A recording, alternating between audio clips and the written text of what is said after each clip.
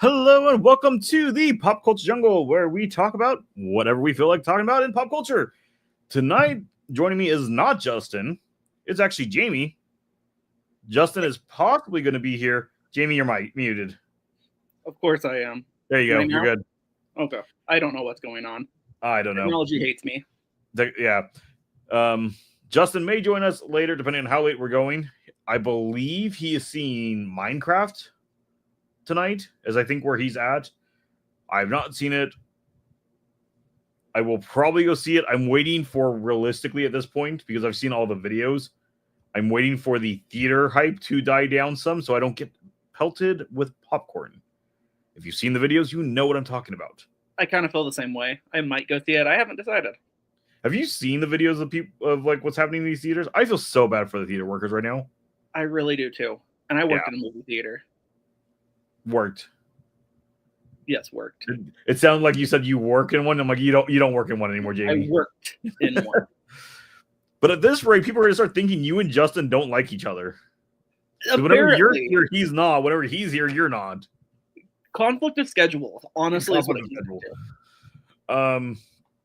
Besides that, we're touching into a totally random set of topics.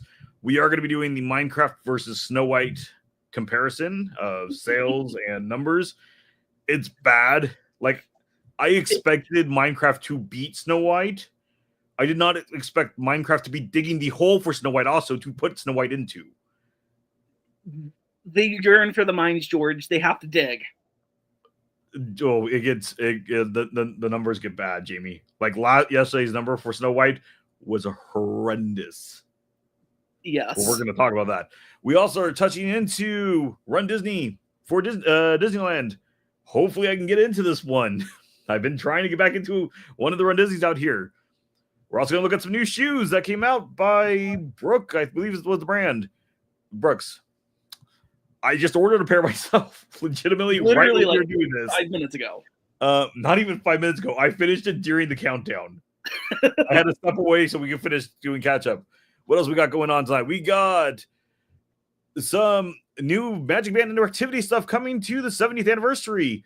Updates for the new World of Color show, which is going to have crowd interaction. Right? I said the same thing. It's all going to be pre-show stuff. We'll talk about that when we get to it. Following up, Jamie's going to go ahead and give us updates on the Olympics, which he's been trying to do for like the last 2-3 weeks. Yeah. We also are going to do, and this is towards the end section in case Justin's around, because I know Justin's going to be mad to miss this section. We are going to do the reactions to the trailer for Tron Ares. I have seen it. I have spoiled myself. I couldn't help myself. I saw the trailer. I caught it like on TikTok or something like that. Have you watched the Tron series before? So I watched the one where they rebooted it a couple 10, 15 years ago, and that's about it. I enjoyed the movie. Oh, it's a good movie. You gotta enjoy the first one though to go see the second one. Legitimately, Senior and I went out and bought the original one on DVD because it came out like a week before it dropped, so I could sit down, watch it, enjoy it, and go and see it and be like amazed. Maybe we'll have to add that to your watch, because I own them on Apple TV now too. Now that I'm caught up on One Piece, why not? Actually, it may even be on Disney Plus. You're caught up on One Piece. I forgot to bring One Piece into this. Oh no! So we're that is a new thing that Justin doesn't know was starting. I'm wondering if he's listening in somewhere in the background. He, again, like I said, he's going to the movies. I think he's driving right now. We are going to be adding every week a review of the current week episode of One Piece. Since it's been going on forever, we can talk about it. And we're very much One Piece fans. In case you have not noticed the flag behind me. We get to talk about. What was that? This week, it's 2 episodes we get to talk about. It is 2 episodes we get to talk about. And it gives me an excuse to talk about One Piece. So you can talk about One Piece for a long time. You pretty much. We also are going into new concept art for Universal Studios, Great Britain. I love the look on your face when you say that. I have to ask, has there already been a Universal Studios there, or is this all new? This has been a rumor for the longest time, and it keeps quote unquote getting closer. And all of a sudden, I forget the article. It's from WDW is where we were pulling it from, but they saw the article where the leak showed out concept art potentially showing the layout of Universal Studios Great Britain. So rumors got it. Concept art, not rumors. Not, but it hasn't been released yet, so it's still rumor. It's what the Hollywood Reporter is the one who unveiled the unedited full version of the concept art. I think the announcement was supposed to be coming, but they leaked it early. Okay, is where we're going to be touching into. Of course, anytime we are touching into stuff like this, that is rumor territory. We always make that clear, but this is a little bit more solidified because, as far as I understand, Universal's owned the land for the last 5 years. They just put it on hold because of other world events that were happening 5 years ago. Yeah, it makes sense. We also are going into the expansion of guests being allowed to Epic Universe before the opening. And then we're going to talk about some rumors of an expansion coming. And this one I'm okay showing you because it will not definitely be done by the time you and I get to see the park. Yes. But again, there's some pretty solidified proof that makes me think that this rumor may be true. And I saw concept art of Epic Universe. I just don't want to spoil it if we do go. Yeah. I want the magic and the mystery. Yeah. So just so you know, the only video from inside the park we are doing is from one of the shops in Celestial Park. It's not actually an attraction or anything. It's just a shop, but it's showing the evidence for the rumor. I'm good with that. Okay. And then we're going to go into, and this is just, I'm super hyped. I've watched all the videos at this point. I get super sick on attractions. So I need to know what I can or can't ride. And we are going, at least I'm going. Last I heard, Jamie's going. If not, I'm buying Jamie a ticket at this point. I'm going. We are going to Epic Universe in November, and we will have one day to do as much as we can. We're going to run. Which is why, as I put it to Jordan and Bailey, and I put it to Justin, my plan is I'm going to make a list of attractions or things I for fact want to do. I'm going to, if there's an attraction, I know you, Jordan, Bailey, top of your list, one of the attractions is going to be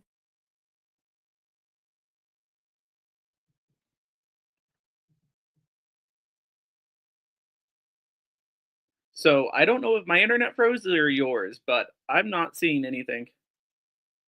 It looks like you froze, but so I don't know what's going on. There we go. You're back. Okay.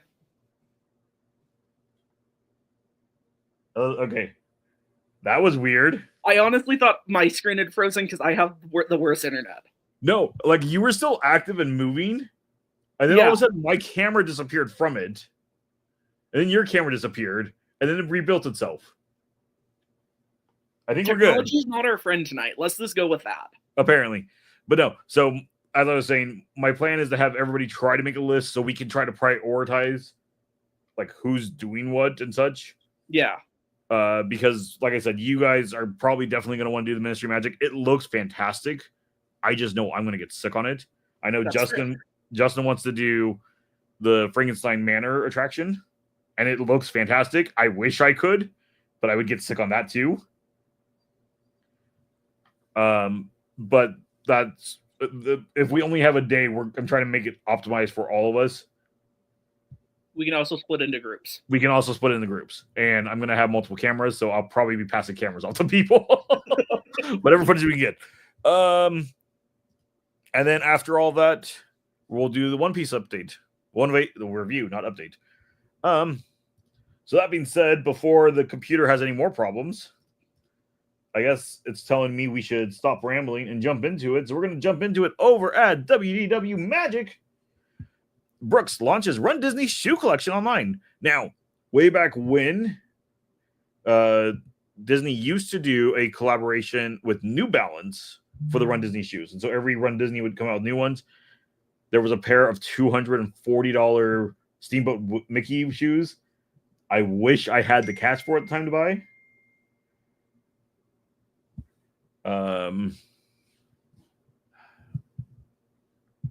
One second. This is a work thing. You're good. They look interesting. I know the pair you got, and that if I got a pair, that's probably what I would get.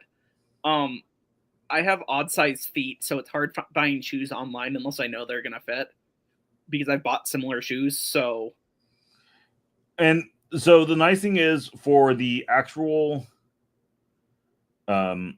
sizing, I'm always between two sizes.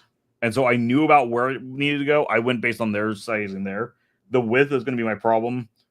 Luckily, because my order is so big, I do get free 2-day shipping. So it will be 3-day shipping. It'll be your Friday. And it did say on the website 90 days money back guaranteed. That's good because you weren't sure about that one at first. Pretty much as long as I don't wear them outside, I can return them. Because once you wear them outside, of course, you're going to damage the bottoms. So we'll get them. We'll try them on. But yes, the first ones we got is the core, just Run Disney. It's the classic colors of it. They're fine. They're cool looking. I like how subtle it is too. These are very subtle ones. Like you get the little mouse here on the front, you get the Run Disney logo on the sides, and then you get just the big Mickey Mouse on the back. But unless somebody's looking at the back of your heel, which is so weirdo. Why? Yeah. This is very subtle. Then this is the springtime surprise. So this was for the spring Run Disney. So we have Groot on a medallion on the laces. I love these laces, though, of little Mickey Mouses. Oh, that's cool. I missed that detail at first. Yeah. I don't know how clear I can get some of these shots. That looks good. Again, the Run Disney logo, but more subtly on the side. I'm not super crazy with the coloring myself on these ones. It's a little bit much. Yeah. These are between 150 to 160. The pair I bought is 160 because the next pair is my pair. And these are flashy. These are straightforward flashy shoes, but I wear flashy shoes, so that's okay. Yeah. So we got, again, a little Mickey here. Ghost to the Max, I'm assuming, is just the type of shoes they are from Brooks. Yeah, that's what it looks like. Big old Mickey Mouse logo on the back. With the traditional Mickey Mouse coloring. I like the black spots on the red. I like the black spots on the red. I like the yellow. This is going to get, they're going to get so messed up so fast. I like the yellow treads. Yeah. And then the Mickey Mouse on the soles with the Brooks logo. And then, of course, you got to have a classic pair of minis. If I wore Minnie Mouse stuff, I would have bought these. These are fantastic. That's a good pair of Minnie Mouse. Good design. But it's going to run into the same problem as the Mickey Mouse. The bottom's going to get beat up. They're good. They're a good complement to each other too. The two. Yes, they are. My problem is this Minnie Mouse logo. It's clear that the signature. It's clear that's more of a hot press to it. That thing's gonna get torn up so quick. Yeah. And the Mickey Mouse one looks like it's the same, but it looks like it has a little bit more flatter of a section, so it might last a little bit longer. Nonetheless, they're cool. I would wear these to the parks. Frankly enough, I'll probably be wearing those in November if they fit correctly and I don't have to send them back. That's fair. Hopefully I don't have to send them back.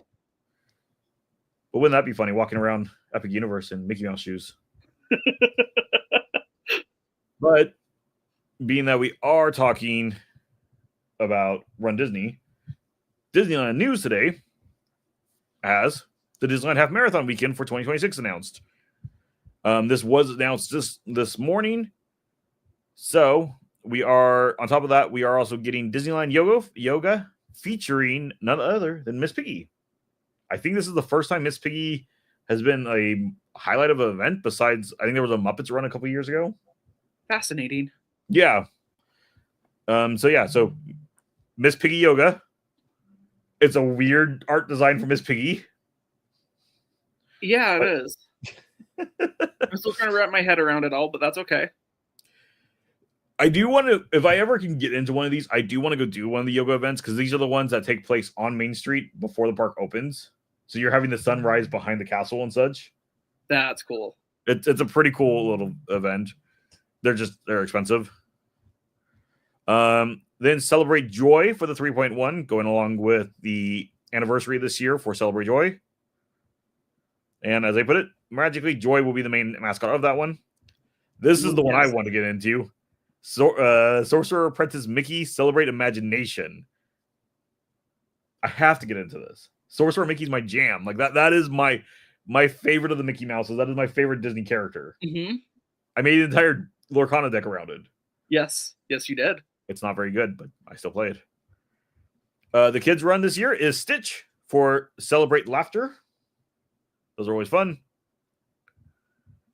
The half marathon for the 13.1 is Celebrate Togetherness based on It's a Small World.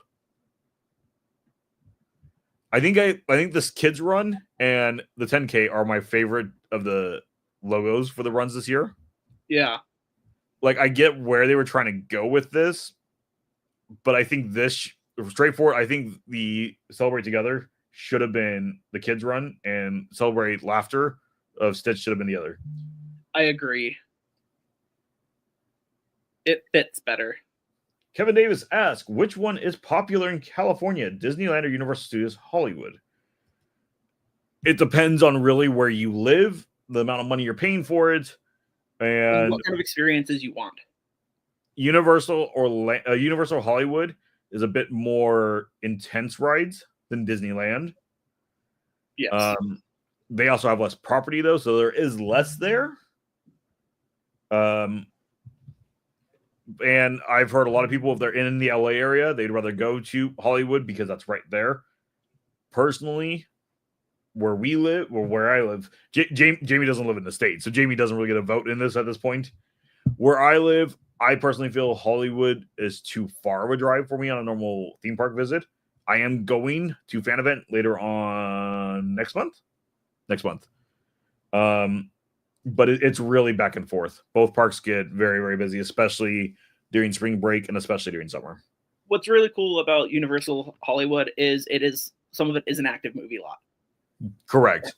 So that's really cool if that's what you like, if that's what you're interested in, where Disneyland is a purely a theme park. That, and also for Universal, and this is what kind of makes me mad about how far it is if you want their top annual pass, it's I think because Justin just got it, I think it was a $200 down payment, okay, and like $23 or $24 a month. Wow. It's like half the cost of Disneyland, which is crazy.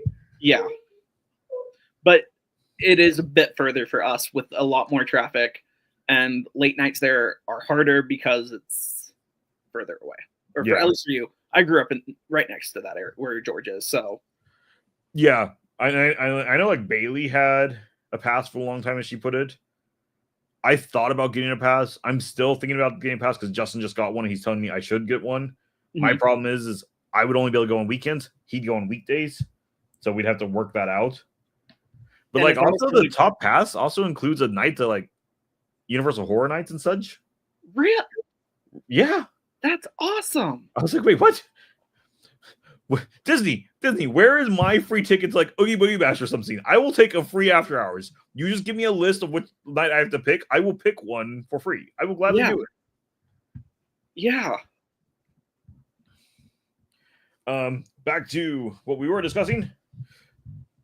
The 19.3. This is the 10K and the half marathon. Is based on Dumbo. I love this art though. Yeah, I like the flag instead of the feather.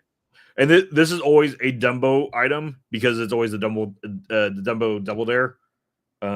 There also is usually a Coast to Coast, which we're probably going to get down to, and a Dopey challenge. But they do not have those listed. So normally the Coast to Coast is just specific straight metal, and it meant you did the half marathon on both coasts. Okay. And then there's usually a medal for doing all the races or in your age category. Yes. That's a lot of running. It is a lot of running. Those are also extremely busy weekends, but they're so fun. I want to get back into it. Luckily, at least I have the breast cancer walking I get to do every year, so I'll take that. Over at Pirates and Princesses, we're going to go into our Snow White Minecraft discussion. You ready for this? Okay. We're going to start off. The Snow White bashing leads to an article about carbon gas emissions. Huh? Snow White is a box office failure and the focus of many stories, but I have found a story that links the film to environmental destruction. No, I am not kidding. This isn't dwarf's farts either. According to The Guardian, Snow White filming generated 62% more carbon emissions than average. Okay. How do they know this? Since the filming was done in Pinewood Studios near London, UK, Disney has to report file a report on emissions generated. They must do this to qualify for up to 25.5% reimbursement from the government. It was filmed on location, so the higher numbers are attributed to the use of portable generators and fuel. However, The Guardian does acknowledge that Disney used battery generators as well. How much is normally generated in a tentpole film, and how much does Snow White generate? So the impact is measured in tonnes of carbon dioxide, which a normal tentpole film generates about 2,600 tonnes carbon dioxide emissions.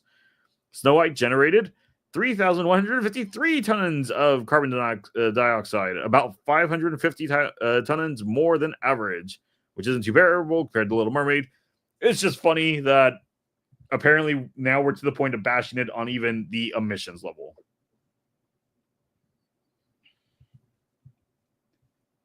I think that's going a little too far.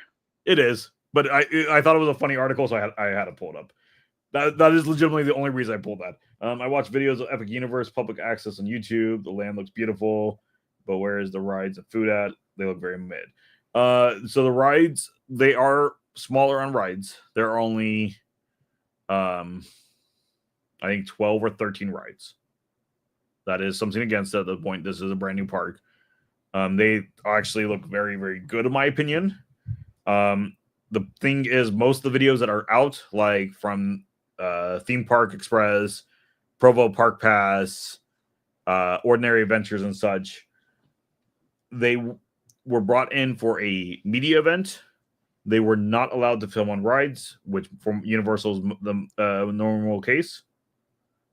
And so there are some people who caught in footage of rides they weren't supposed to, but also even still now, I think the film restrictions are finally being lifted, but as of yesterday, they were still in place for team members and such who were going. It was only the media content creators who were allowed to film and post. So that's why we also haven't seen much of the food. Ordinary Adventures did do a little bit of liquor tasting inside Dark Universe. And then they've all been showing the same food because they were all provided the same buffet lunch inside Celestial Park. So that's where all that is. We'll get the better detailed videos of everything in May. That makes sense. Yeah, because that's when the park actually opens. Trust me, I'm watching for them too. Again, as I put earlier, I get super sick on rides, and so we are going later this year. So I plan on filming, and I'm trying to figure out what I can or can't ride, or what shows I want to or don't really care to see. Makes sense. Now, keeping on with Pirates and Princesses, a Minecraft movie just destroyed Snow White. And this is true on every level. This weekend, the highly anticipated A Minecraft movie hit theaters and quickly did what the evil queen couldn't: kill Snow White. I love that line. That line is so good. that is so well written. Yes, it is. While not difficult feat, given that Snow White was almost dead on arrival at launch, Minecraft is set to do double what Snow White has done in one weekend and at almost half the budget. Okay. That's really as far as we need to get to, because it's going to lead us to our next article, where it's still with Pirates and Princesses.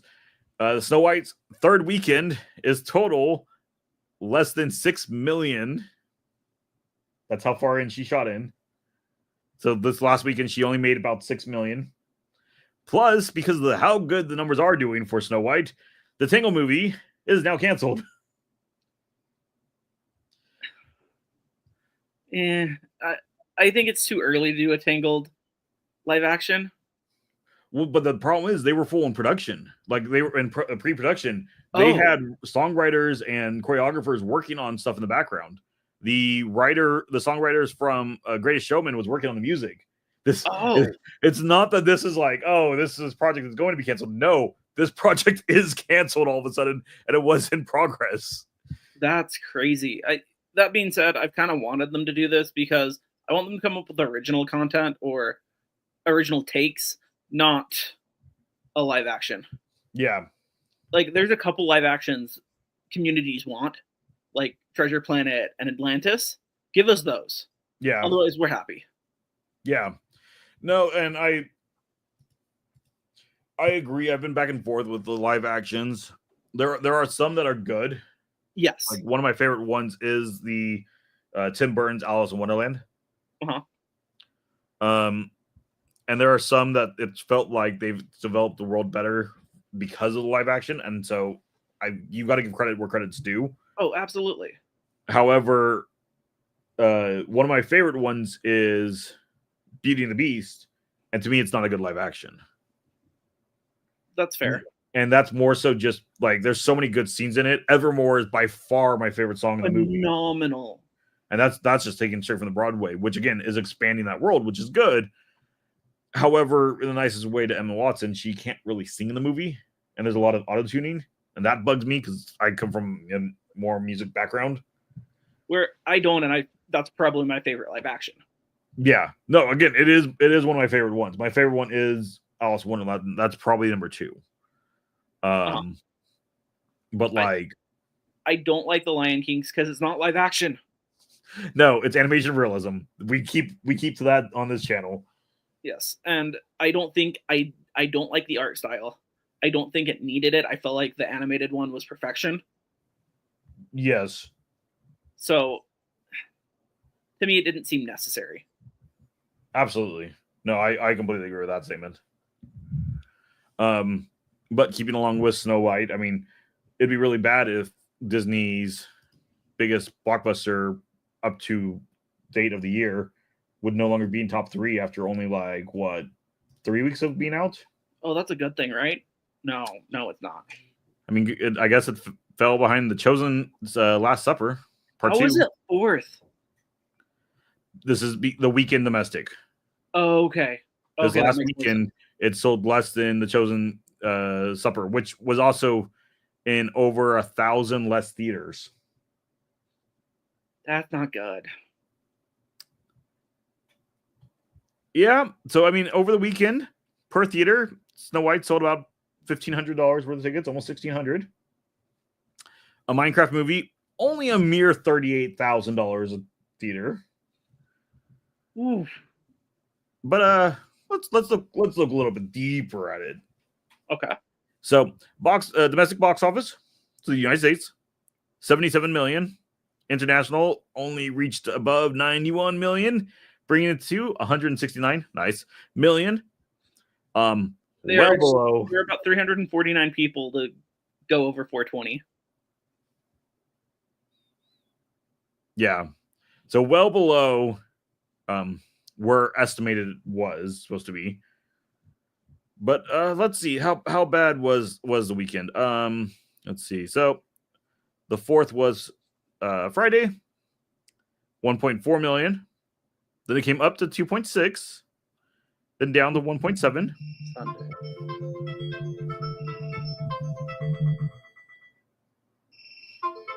I can't stop the other one. I'm sorry.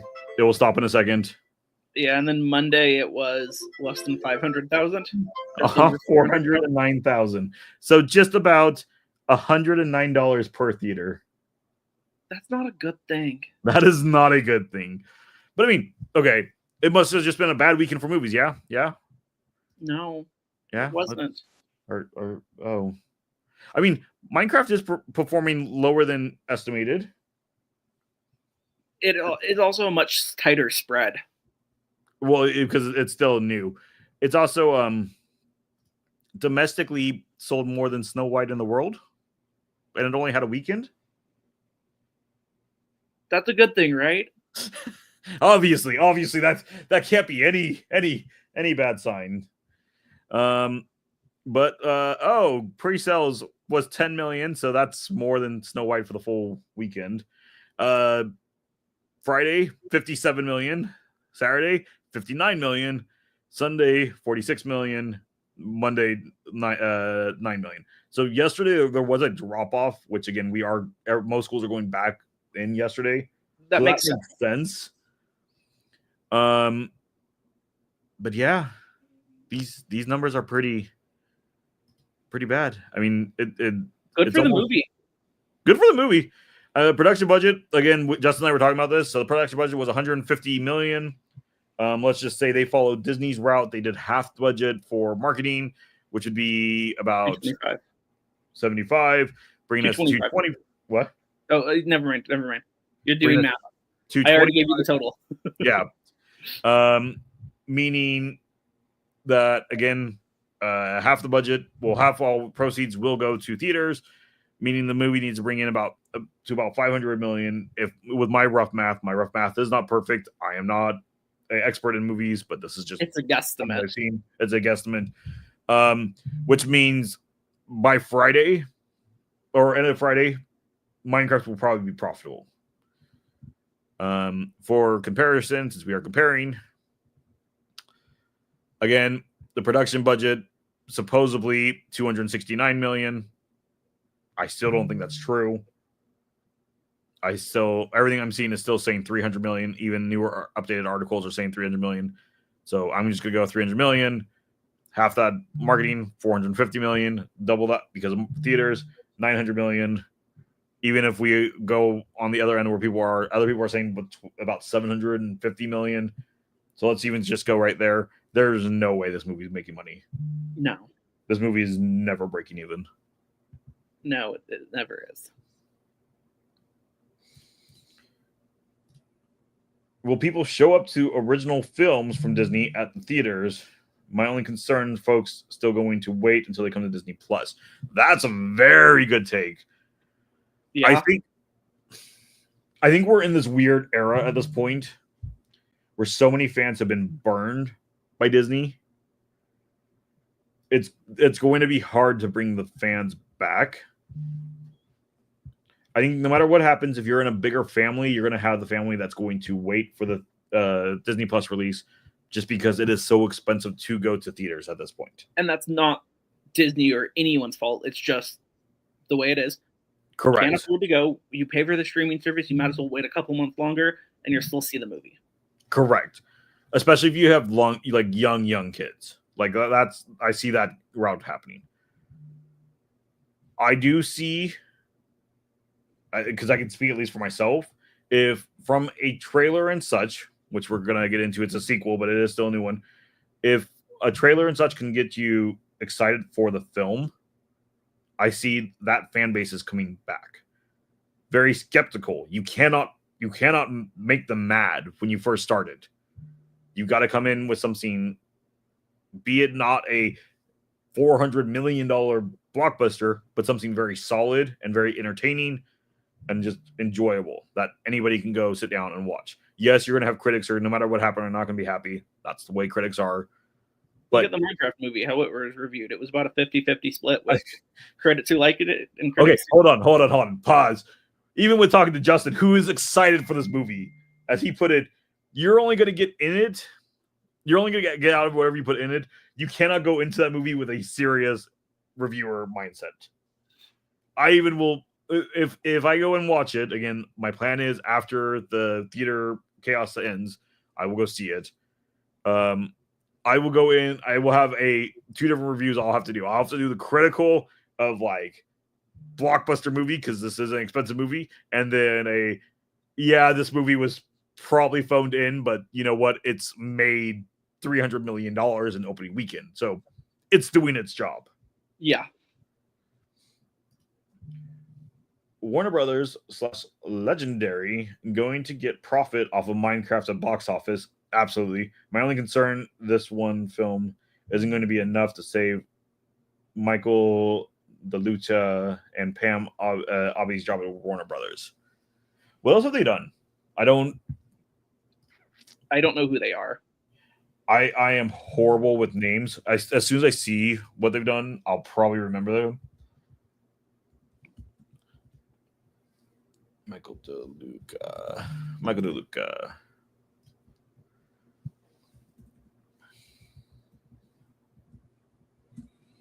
Oh, I recognize your face. Oh, what were you in? Or what have you done? You've done. Oh, the CEO. Oh, okay.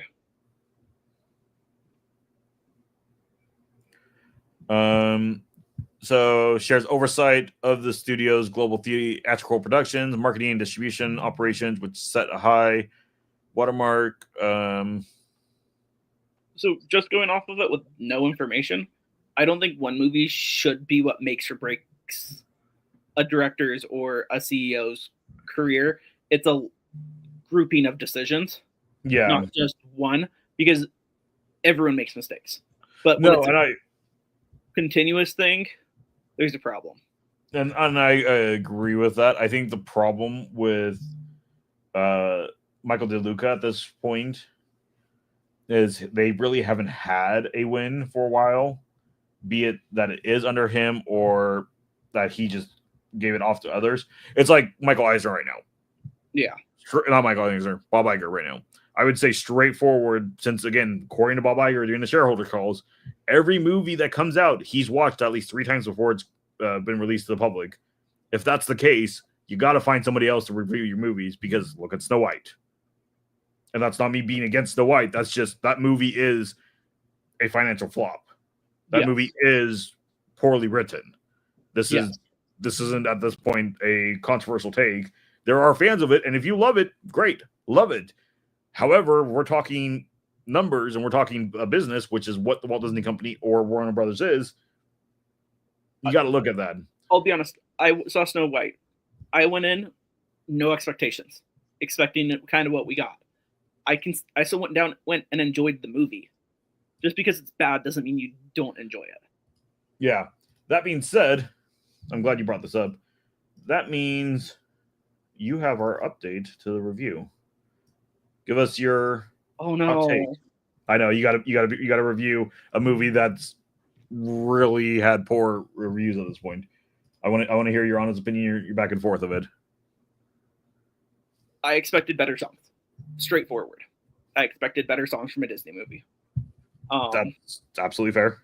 There is nothing memorable with the songs. Nothing people are going to take away that wasn't already there. Okay. Did you have a comment? I'm going to throw in a question. This is what I even did to Justin because I tried to trip him up on it. Give me something good of the movie. I was actually going there. Okay. Oh, my bad. Go ahead. I actually enjoyed. It's going to be a spoiler, so heads up if you haven't. It's not a spoiler. Nobody cares at this point. I still have to say it. I want to let people know if they want that. Okay. When she's in the woods with the Merry Men is what I'm going to call them because I don't remember their name. Okay. She is independent. She's able to fight for herself. And I like that portrayal that she's not this weak person who's just been forced to do chores and can't take care of herself, because in that situation, you would be forced to take care of yourself. She can handle herself, but she still is saved by Jonathan. That's his name. It's not the prince. It's Jonathan. Yeah. She's still saved by Jonathan. And it didn't feel like she was this big, strong, independent woman who didn't need any help. She's still rescued by someone. And it creates the foundation for what it's alluding to the love story. I actually really enjoyed that sequence because it's different. I liked the take. Okay. It wasn't just, I'm a big, strong, independent and don't need a man, or, oh no, I need someone to come save me. That's fair. That's a totally different thing than where Justin and I said our only likable scene in the movie was. So what was your guys' likable scene? Hi-Ho. Yes. Hi-Ho was the only sequence that we both said was actually pretty well done.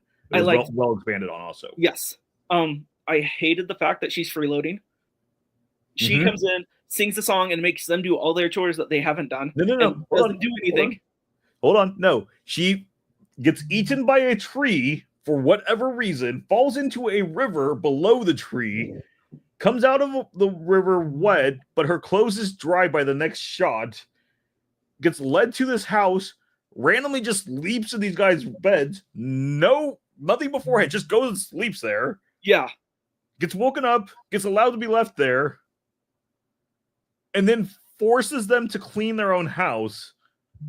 Well, she stands there and sings. While she stands there and sings. Like, there's no build-up for this section. No, there's not. I mean, at least in the first one, she cleaned their house so that they'd let her stay. She cleaned their house and she made them food in order to try to go ahead and convince them to let her be there. There's a reason why she sleeps there.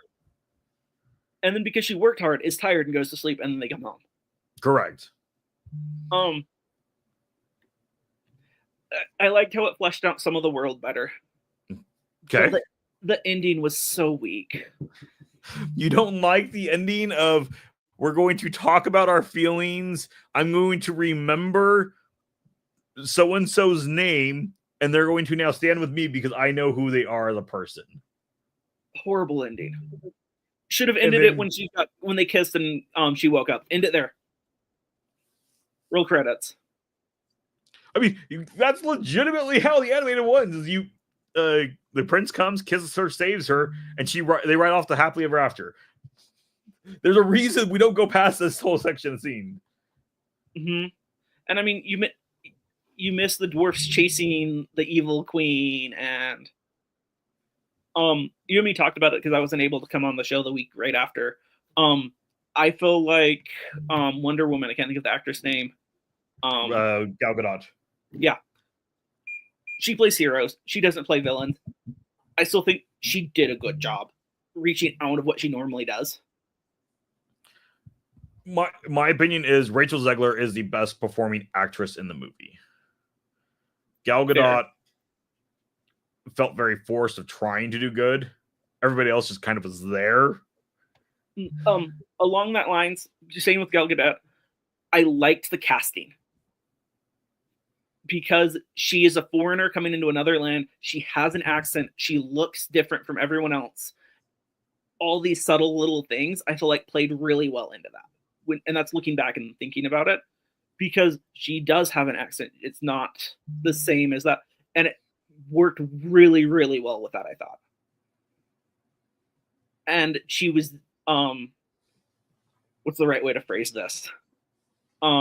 She has a different stature than all the other women in the movie. Yeah. And the contrast, I really liked that. No, yeah, I get where you're coming from. But banana-wise, it's down to 5, right? Out of 5. I'm probably going to rate it higher than everyone else and say 2. Wow, you're lower than Bailey. Bailey gave it 3. Bailey gave it a 3. So that is a 7 out of 25.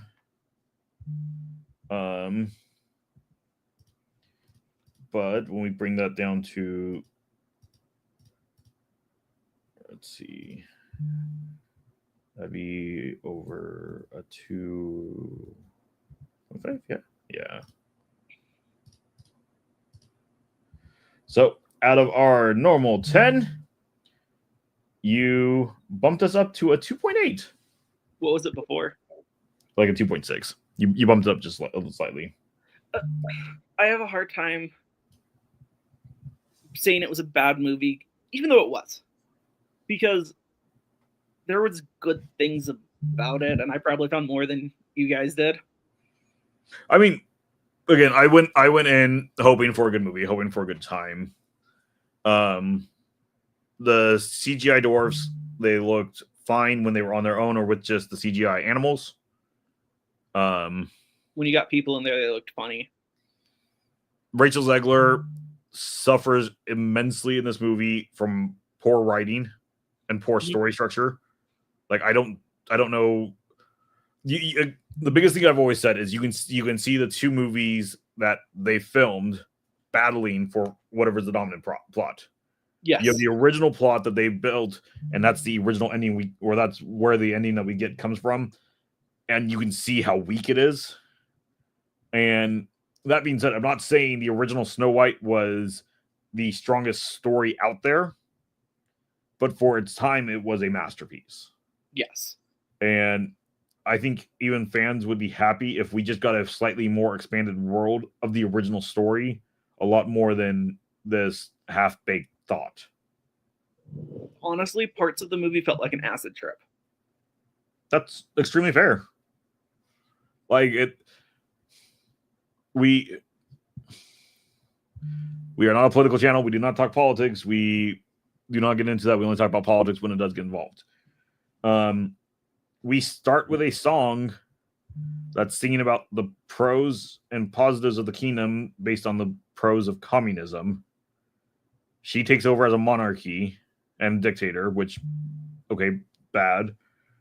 To get to the end, to throw what every time I see the scene in anybody's posts or whatnot, to overthrow the current monarchy, to throw a Diddy white party celebrating communism.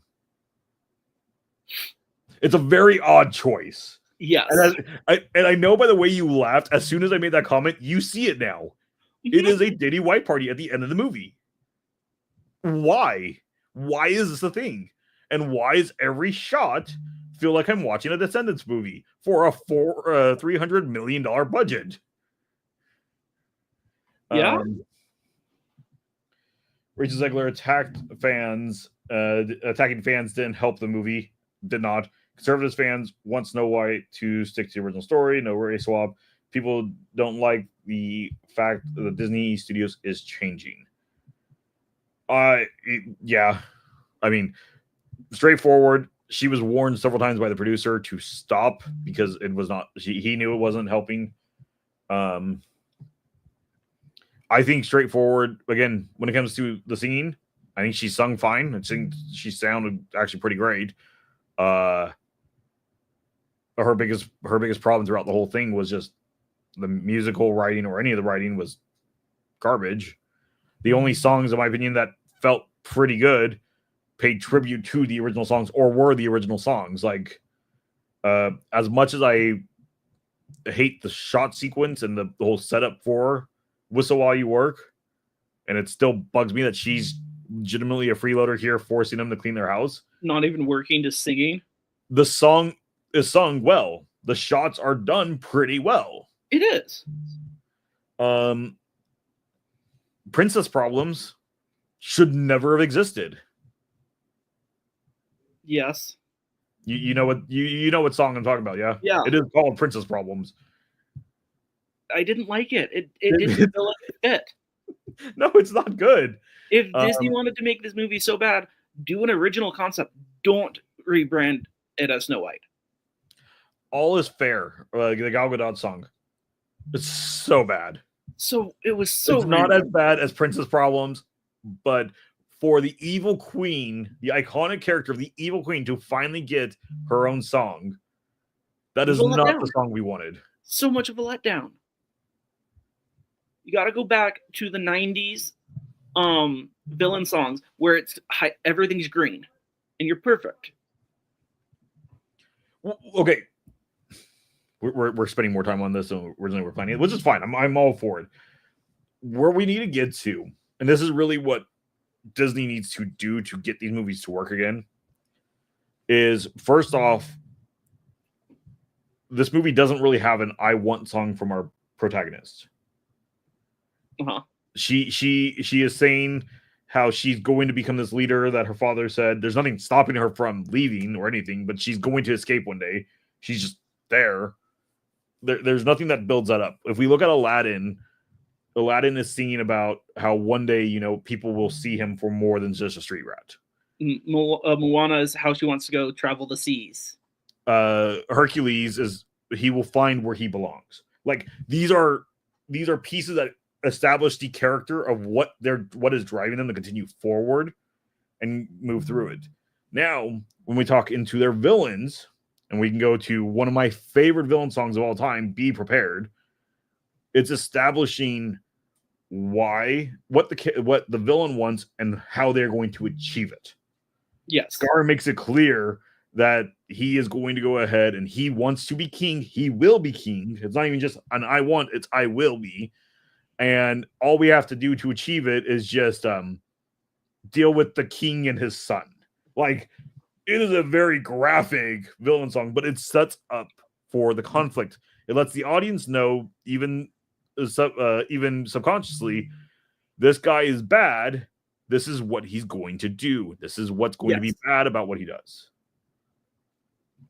Where you don't have any of that in Snow White. You don't. We can even look at Disney's Wish. I haven't seen it.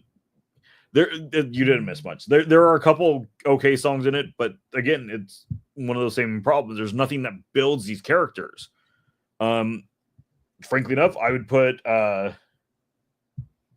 Frozen 2 in the same category too. I'd agree with that. Frozen 2 that doesn't really establish why anything happens.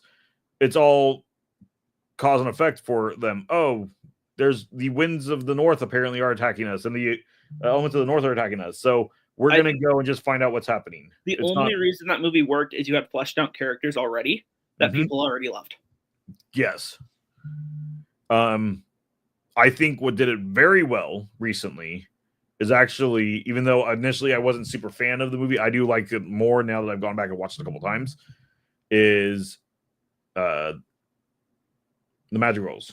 We don't talk about Bruno. What is the name of the actual movie? Encanto. Encanto. I'm like, it's right there.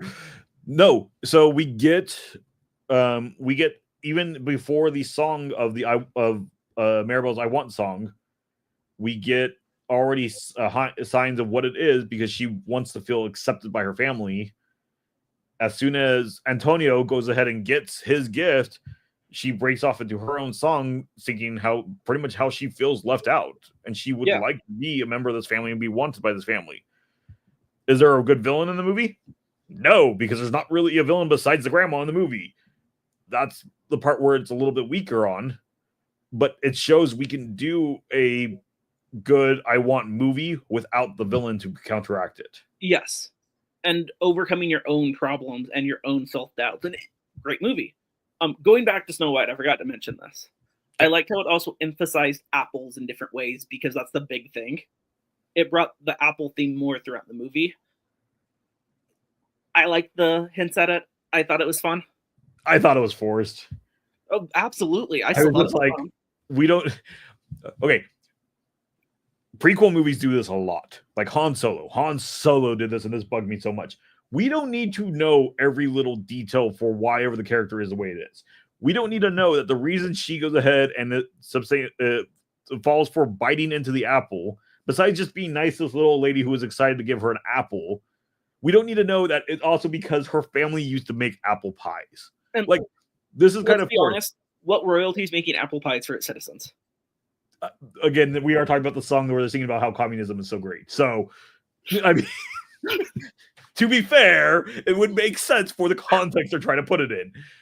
But like Han Solo, we find out the only reason his last name is Solo because he doesn't have one to give the Imperial Guard. Like, there's no need for this. His name could just be Han Solo. Mm-hmm.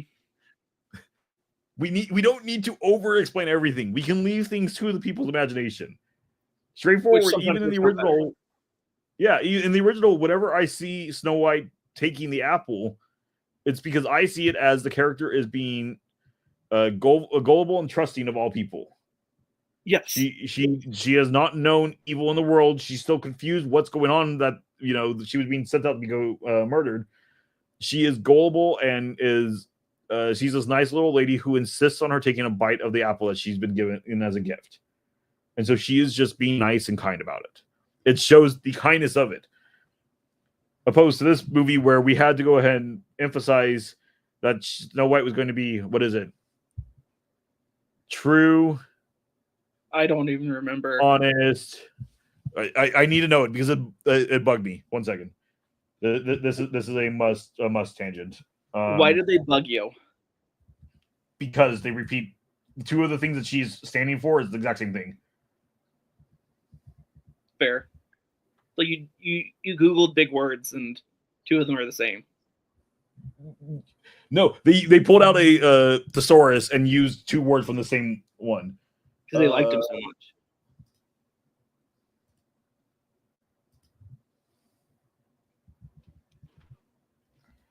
It was on Lockett. That's not the Lockett. See if I can find it. Is it this one? Ah, here it is. Fearless, fair, brave, and true. Or fearless, sorry. Fearless and brave are the same word. Yeah? If you are fearless, you are brave. If you are brave, you are fearless. There is no difference. They are synonyms of each other. Why do we push this? So I hate to argue on the little details, but Please you can't be brave and have fears.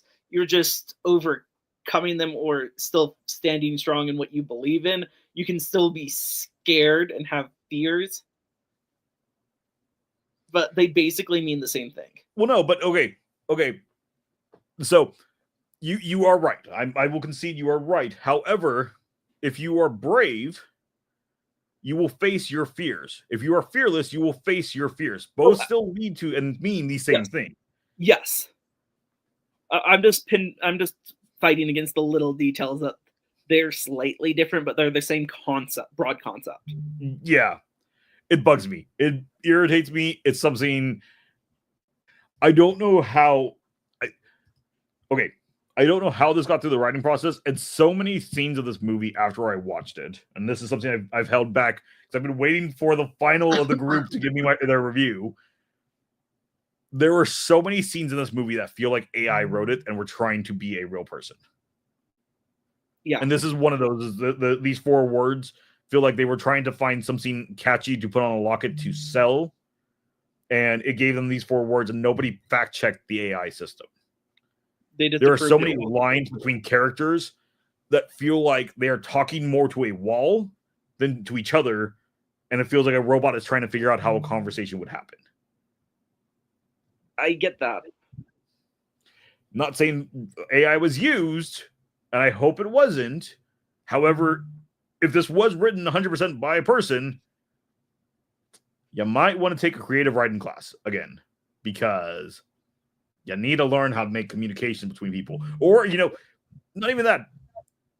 Go out to a nearby college quad, spend 5 minutes sitting next to a group of people, and just listen to how they talk. Because your communication between people is kind of rough. You could even just go to like a bar or somewhere where people talk. Go get a drink. Go sit down and have a drink. You go to the grocery store. Like, it's not hard. And the conversations in this movie are so badly written. And it feels... I am going to lay out exactly why I'm going to do the next thing I'm doing. You should too. Well, I don't want to. Okay, I'm going to continue. And like, what? Yeah. Okay, we spent way too long talking about Snow White. God, the movie's bad. There's a reason these numbers exist after 3 weeks. I think hold on. We got to do the comparison. So 169 169 420 to make it easy. 1 second. Every time. Technology hates us tonight. Okay. It's only anytime I'm on the numbers on a computer. If I try to search up the numbers, through the numbers, search a different movie, it always gets locked. I have to go around the outside and use Google, and it pulls right up. Hey, look, Brave New World. No, it's not as big of a difference as I thought. We are at the third weekend. Third weekend, we are on the Monday afterwards, so that'd be right here. 164, 579. That's almost as much movie as... no, 169. I don't remember what Snow White was After at. 3 weeks, it was still higher than Minecraft movie. After 3 weeks, it was higher than Minecraft. So at this point, it took 3 weeks for before Captain America to have a higher selling than Minecraft did domestically. Okay. Because it's at 164. Minecraft is one. Nope, sorry. Minecraft beats it's at 172. I thought it was slightly lower. Come on, you the fourth week for Brave New World too. Yeah. Well, and that I wanted to pull Brave New World because this is our most recent one, and this is one again has financially flopped. I think it broke. It's gotten money back. Even if let's say it's at 180. Yeah, I got its money back. Yeah.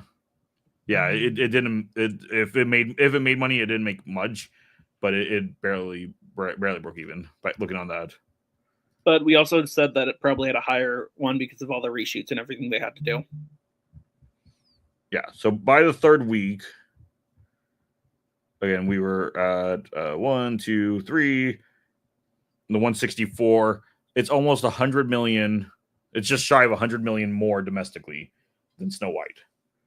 And again, Captain America: Brave New World was a financial failure. Well, it broke even, but it was a critically and overall failure of a movie. So, yes. Anywho, let's move on past. I'm tired of talking about Snow White. You and me both.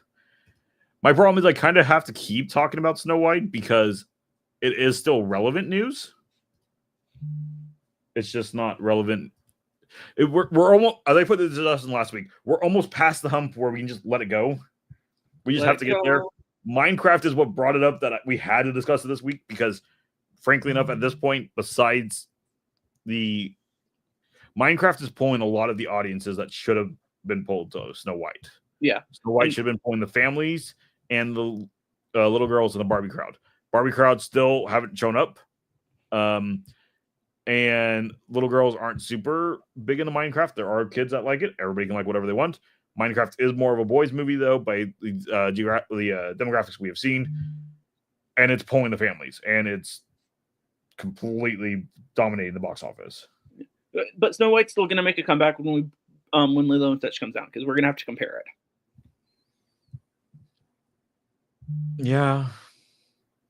It's just like we're going to keep comparing. We all have Captain America in there, too. And then when we get the Thunderbolts, we'll have to compare the two again. I'm excited for Thunderbolts. You and Justin both are. I really don't have faith in the movie. We will see. I'm giving it its fair shot. I will go in with an honest opinion. I will come back. I will give an honest review on it. If it's good, I hope it is, because I would really like a good film. I really would enjoy spending $20 to go see a movie and actually enjoy the movie, not sit there and really want to go. I almost walked out. I've never walked out of a movie. I almost walked out of Snow White. I was so done. Wow. Yeah. That's a lot coming from George. Yeah. I will sit through almost anything. I've sat through a lot worse presentations. We've ordered food and we don't like it, and you will eat it, even though you hate it. Anytime you're seeing any of our reviews, if I go and order a burger, there are certain things I know I don't like on a burger. However, it doesn't matter if I'm going to review the restaurant. I order the burger how they have it on the menu or how the chef recommends it. Because if we're going to review it, we're going to take it based on what it is. I can take a few bites and afterwards give my review and then pull off whatever I don't want if I don't want it. That being said, sometimes I'll just eat the burger the way it is. Other times we'll order... What was it? It was something during Food and Wine Festival. It was like a mushy... It ended up being like a mushy asparagus or something. That was supposed to be deep fried, and it was worse than baby food. Like, this thing was god-awful. And everybody else was like, well, we'll just throw it. I'm like, excuse me? That was money. Well, I'm down in this thing. I passed one to Justin. Justin gave me a look. I said, nope, eat away. So for you to walk out of a movie is a big thing. I didn't. I pushed myself to sit through it. It helped that I had Jordan right next to me because then Jordan and I just started making jokes. Yes. If it was just Bailey and I don't know. I might have walked out and left Bailey there to watch on her own. But George, you Anywho, would have been missed the super fantastical ending. I don't need a Diddy White party in my movies. I'm sorry. I cannot get the image out of my head. Anytime I see that image, see that scene, it is a Diddy White party. Thanks for sharing that with the world, George. The world needed to hear it. I think I shared it with Justin too, and Justin did the same look as like, oh my god, you're right. I'm like, right? Once you hear it, you see it. Anywho, Disneyland news today. New Magic Band Plus interactive and magic shots are coming to Disneyland for the 70th anniversary. So there will be 5 unique Magic Band Plus interactions and effects inspired by the opening day attractions. These interactive locations will be in Main Street, USA, Adventureland, Tomorrowland, Fantasyland, and Frontierland. Magically, the opening 4 lands of the park. Who would have guessed? This is in addition to the key to Disneyland experience, which is also in locations near land. Magic Band Plus also it will interact with entertainment experiences, including Paint the Night, Tapestry of Happiness, and the World of Color Happiness, and Wondrous Journeys. So these are the normal interactions we've already had before, where they'll buzz and light up in connection to the show. It's the same thing that the Glow with the Show ears used to do, but I think they've fully disabled all those now. Hopefully. What? Hopefully. I like Glow in the Show ears. And it was when during the 60th when when Paint Night came out, on top of the Glow with the Show ears, they also came out with magic paintbrushes. Uh-huh. And they could actually control the Glow with the Show ears and change them. So it was actually fun to have a couple pairs of those and like going with friends and just randomly changing other people's ears and such throughout the park. Fair. They could never get it to do everything else it was supposed to do, but because initially in Hong Kong when those launched, it was supposed to interact with the parade floats and you would be able to paint across the floats, but too many people were doing it, so it wasn't sure what was happening, so it didn't ever look right. So they never activated that feature over here. We just could interact with the ears. But okay, the ears themselves were still pretty cool, especially Glow with the Show ears, World of Color. There was an ad spot that they used to show. Here it is.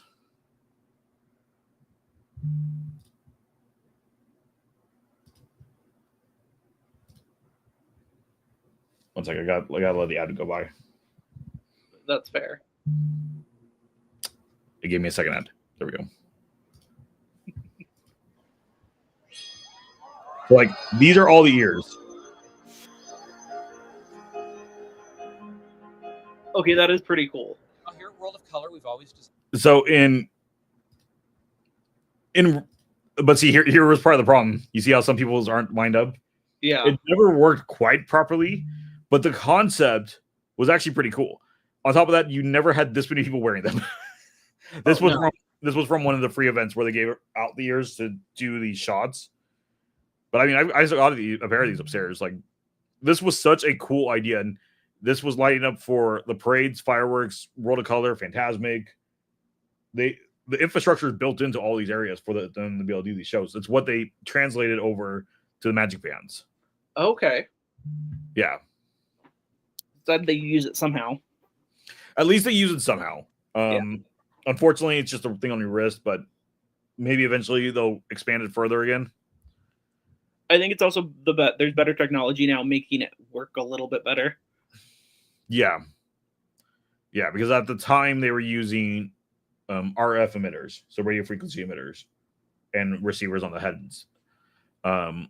Where Glow with the Show is using more so not Glow with the Show, but magic bands are using I think geocaching with smaller like Wi-Fi hookups, if I'm remembering right. But they still have some issues. Yes, yeah, they're not perfect, but getting there. They're getting better. So a series of also new magic shots for Disneyland PhotoPass lenses will, with other photo enhancements, will be available during the celebration also. So like we have the Mickey and Minnie in their celebration outfits. It's cool. I'd prefer to go get a picture with actual Mickey or Minnie. Yes, my issue with that picture is it just looks so fake. Oh, incredibly. Because straightforward, even in this one image, for whatever reason, our two lovely models here don't have a shadow. Mickey and Minnie do have a heavy shadow. Mm-hmm. Mickey's shadow is only focused on his feet, though. And neither of them are casting any effects of a shadow or anything near the scenery around them. So they clearly look like somebody spent 2 seconds to Photoshop them on. I've seen like some of them like that they actually do, and they look halfway decent. That looks really bad. This one is a bad reference image. Yeah, I'm hoping that this was just they wanted to get the info out because they're trying to keep ahead of whatever the conversations is around Epic. They want to get conversations back on them. So I think they were trying to get this information out. That's fair. I'm hoping this is just an early look of what it's going to be like. It's probably not, unfortunately, because we're so close to it. And again, this is just photo editing. This should be something quick and easy to do. Yeah. But we do have the full details on the Disney Key. So this is a new, I think it's a new item that's going to be sold, a brand new key to Disneyland experience. So I believe this is going to be a new toy that can be sold that will interact with, I don't think there's any photos of it, special experiences around the park. So like Disneyland's fire station on Main Street will have one, Aladdin's lamp inside Adventureland Bazaar, the New Orleans Square, outside of Pooh's Corner in the Bayou Country. That's still Critter Country. Sorry to tell you that. Is. Across from Star Wars Rise of the Resistance in Galaxy's Edge, the Wilderness Expeditions and delivery service wagon near the entrance to Star Wars Galaxy's Edge. I'm glad they specified where that was because I didn't know. I was thinking that was in the California Adventure when I was reading that. Sure, apparently that's where that is. But George, the key to Disneyland, not the key to California Adventure. True. Across from Roger Rabbit Cartoon Spin in the Fantasy Fair in Fantasyland and near the exit of Buzz Lightyear Astro Blasters. And so the key it feels like there's a lot more on the left side of the park. Yeah. Well, Galaxy's Edge. They're trying to give people to Galaxy's Edge. Mm-hmm. This was announced before Seasons of the Force. So insert the key to Disneyland into the lock to reveal an icon, light effect, and music for that land on the key. Disney didn't specifically say, but it seems the lock stations can be visited in any order. After unlocking the magic in all 9 lands of Disneyland, guests must find the Mickey Topiary Finale log station by the entrance to the park near the newsstand on the tunnel. There they will unlock more surprises, including the trading pin.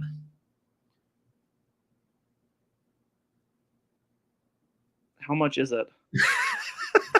I was waiting for you to ask because as soon as I said trading pin, I'm like, you're on board. I don't think there's a price announced yet. I kind of want to see what the pin is because I don't like. I hate the design of the key. It looks like a toy. Yes. I think, unfortunately, at this point, that's all we know of it yet. It looks like a baby's toy. I'm sorry. I think that's like a toddler toy.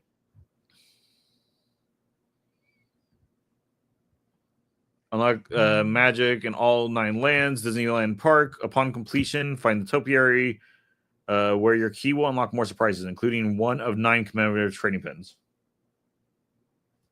I'm curious if I could do it on different days and get different prizes. Or you have to buy a new key every single time. It better not be you have to buy a new key every time. Unless the key is like $12. If the key's $12, then fine. I will give it that. If it's you have to buy a new key each time, it's like $50. I'm sorry. Nobody's finishing all 9. Yeah. But keeping along with the 70th stuff, still at Disneyland News today, guests will vote on a featured Inside Out emotion in World of Color Happiness at Disney's California Adventure. So, Disney will present different World of Color Happiness scenes at Disney California Adventure each evening based on the outcome of guest votes. So, this is kind of a show image from the app. Vote for your Inside Out emotion to get a special spotlight in the show. I imagine it's probably going to do different for each day. Well, maybe not. It depends on whatever they have programmed. Limit 1 vote per eligible guest per day. Before the first World of Color Happiness performance each evening, Disney guests, California Adventure guests will be able to vote on the Disneyland app for one of 4 different Inside Out emotions: sadness, anger, disgust, or envy. The winning emotion will be featured in special scenes during World of Color Happiness. That's all we get of it. That's all we know at this point. Okay. That's weird. I'm wondering if it's a rigged vote, though. I guess we'll have to watch multiple shows to know. So way back when, they used to do something not like this, but they used to do a quick little trivia before the shows where you would then be able to control the lights on Pixar Pal Around. Because it was a way to keep people entertained while sitting there waiting for a show for 30 minutes. So it wouldn't surprise me if they're going to make these 4 different ones. They're probably just doing, it's probably only going to be a few short scenes. Yeah. Again, excited for this show, especially because we know Powerline is in it. I haven't seen a World of Color show in a while. I'm excited. Yeah, I'm super excited. World of Color 1 was fine. It's not great. The original World of Color is better, but we got Powerline. It looks like we're gonna go ahead and do Luisa's song from Encanto. It talks about it, I think, below who's all going to be in it. It just says what films. Okay. The only thing we know extra is World of Color Happiness includes Boys to Men, Redemption. Rendition. Thank you. Rendition. What? Rendition of Rainbow Connection, which I kind of wish it was Kermit, but hey, at least we're getting Rainbow Connection. And their original songs, Make Me Want to Move by Fitz. No idea what that is. And this was a new update from recently. It will be opened up by the Muppets in a pre-show, including the legal otter, whatever his name was. The otter from legal, in order to make sure they're not saying anything they're not supposed to.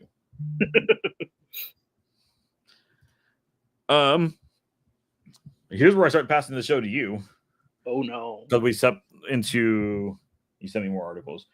They're just like updated versions of the ones we sent earlier. Okay, so let me pull those open real fast. I do have your TikTok you sent.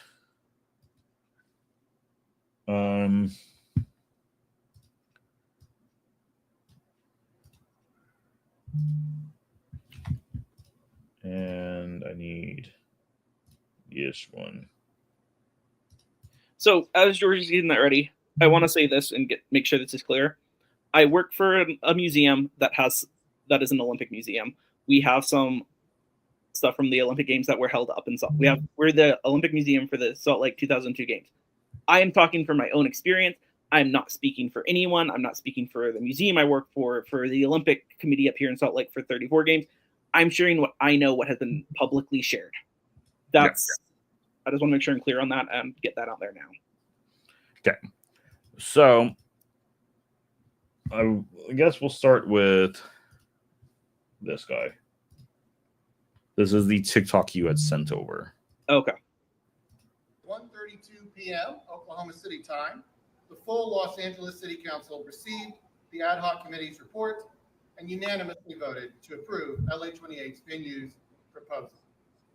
With that final approval today from the Los Angeles City Council, I can now stand before you and announce that this is no longer a proposal. It is now official. 2 sports from the 2028 Los Angeles Olympics, softball and canoe slalom, will be staged in their entirety in America's 20th largest city. This is really happening. The Olympics are coming to OKC. So, Okay. Hi there, guys. Wait. Don't put it to you like And today, Stop it. So, the first off, why Oklahoma? Any ideas there? my understanding is they have some of the facilities and stuff already there. Okay. I don't know exactly why. It's also there. They probably reached out to a lot of different places saying, "Hey, can anyone do this?" There's a lot that goes into the Olympics, especially Summer Olympics. And it's not always feasible to have everything really, really close. Look at the past winter or Summer Olympics, and they were surfing out in Tahiti. Yeah. Well, so that one I understood because there wasn't really like good surf locations near Paris and such, but like canoeing, I don't know why that couldn't be done in the area. It's canoe slalom. They have to have special conditions, and they're going and doing all these twists and everything. Okay. So that one I will softball. I think every other stadium is busy, and they needed to put something somewhere else. It's just we have a lot of baseball areas here in California. Yes. So that's why I was confused by softball. Again, I don't know why these were chosen. I'm not part of this committee in any way. No, yeah. I just thought it was interesting. It's spreading out, and it was just announced recently. They aren't doing the volleyball on Santa Monica beaches because there was an issue with the planning and everything. So they're looking at other venues or other places. That's surprising. I didn't hear that one. Yeah, I think it just came out today. Let's see if I can find it really quick and send to you so we can share it. But basically, it's not, and this is what people always struggle with. It's not just LA that's hosting the Olympics. It is the United States hosting the Olympics. Yeah. So LA is just the host city. It can, in theory, be anywhere in the United States, even though it's LA. LA just gets a little bit more of the, they want to host more in California, so it helps their economy more. So yeah, so while you're doing that, this is from Coco News, ABC, 5 ABC. OKC will host the softball and canoe slalom during the 2028 Summer Olympics. The city council is meeting to start planning and talk about what needs to happen to stage large events. City leaders will soon put together a team of people along with the Greater Oklahoma City Chamber that will help make decisions like where to put Olympic Village. Oh, so they're going to do their own Olympic Village too. Yeah. It's kind of like in Tahiti, they had the cruise ship.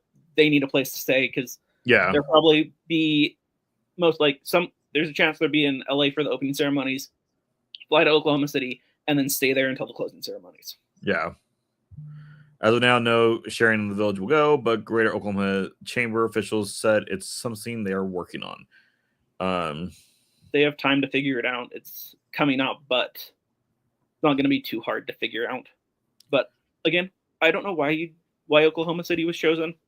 I think part of it might be just kind of spread it out a little bit more, but I don't know because to me that I don't like that. Yeah, Oklahoma's an awful big jump. Yeah, that's why I'm like going into the other one I sent you. It might have something to do with who would host it with taking the least away from LA, if that makes any sense. Okay. So, because that gets in the winter, and that is winter, so we're gonna come back to those.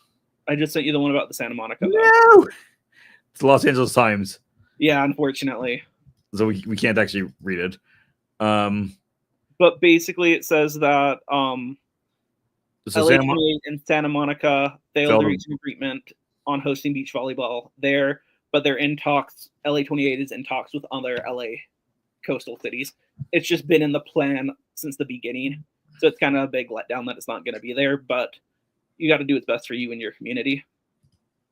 Yeah, because I believe the last summer LA Olympics, it was beach volleyball was at Santa Monica, because Santa Monica is in case you're not from the California area, is a very popular beach, and I believe that's also I believe the Muscle Beach is like right there next to it. It's like just down the road. Not even like you can walk there from Santa Monica within like 2-3 minutes. It also says during the article, and this is a quote from, I'm trying to pull it up, but it did something weird.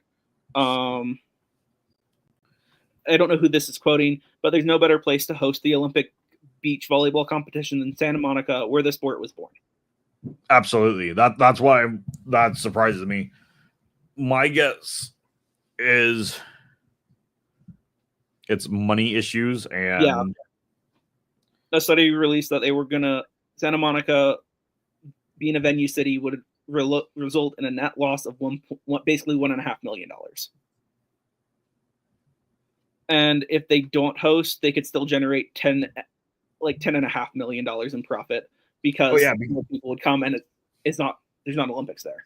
Well, yeah, because again, if you have any of the Olympic athletes that are coming out to it, Santa Monica is one of those places you're going to go. Anaheim is one of those places you're going to go. This is just how it is. Disney's counting on the 28 Olympics. Yeah. But that's kind of what's going on. LA is still gearing up to host everything, get everything set up, especially after the wildfires. We're going to see where that goes. Yeah.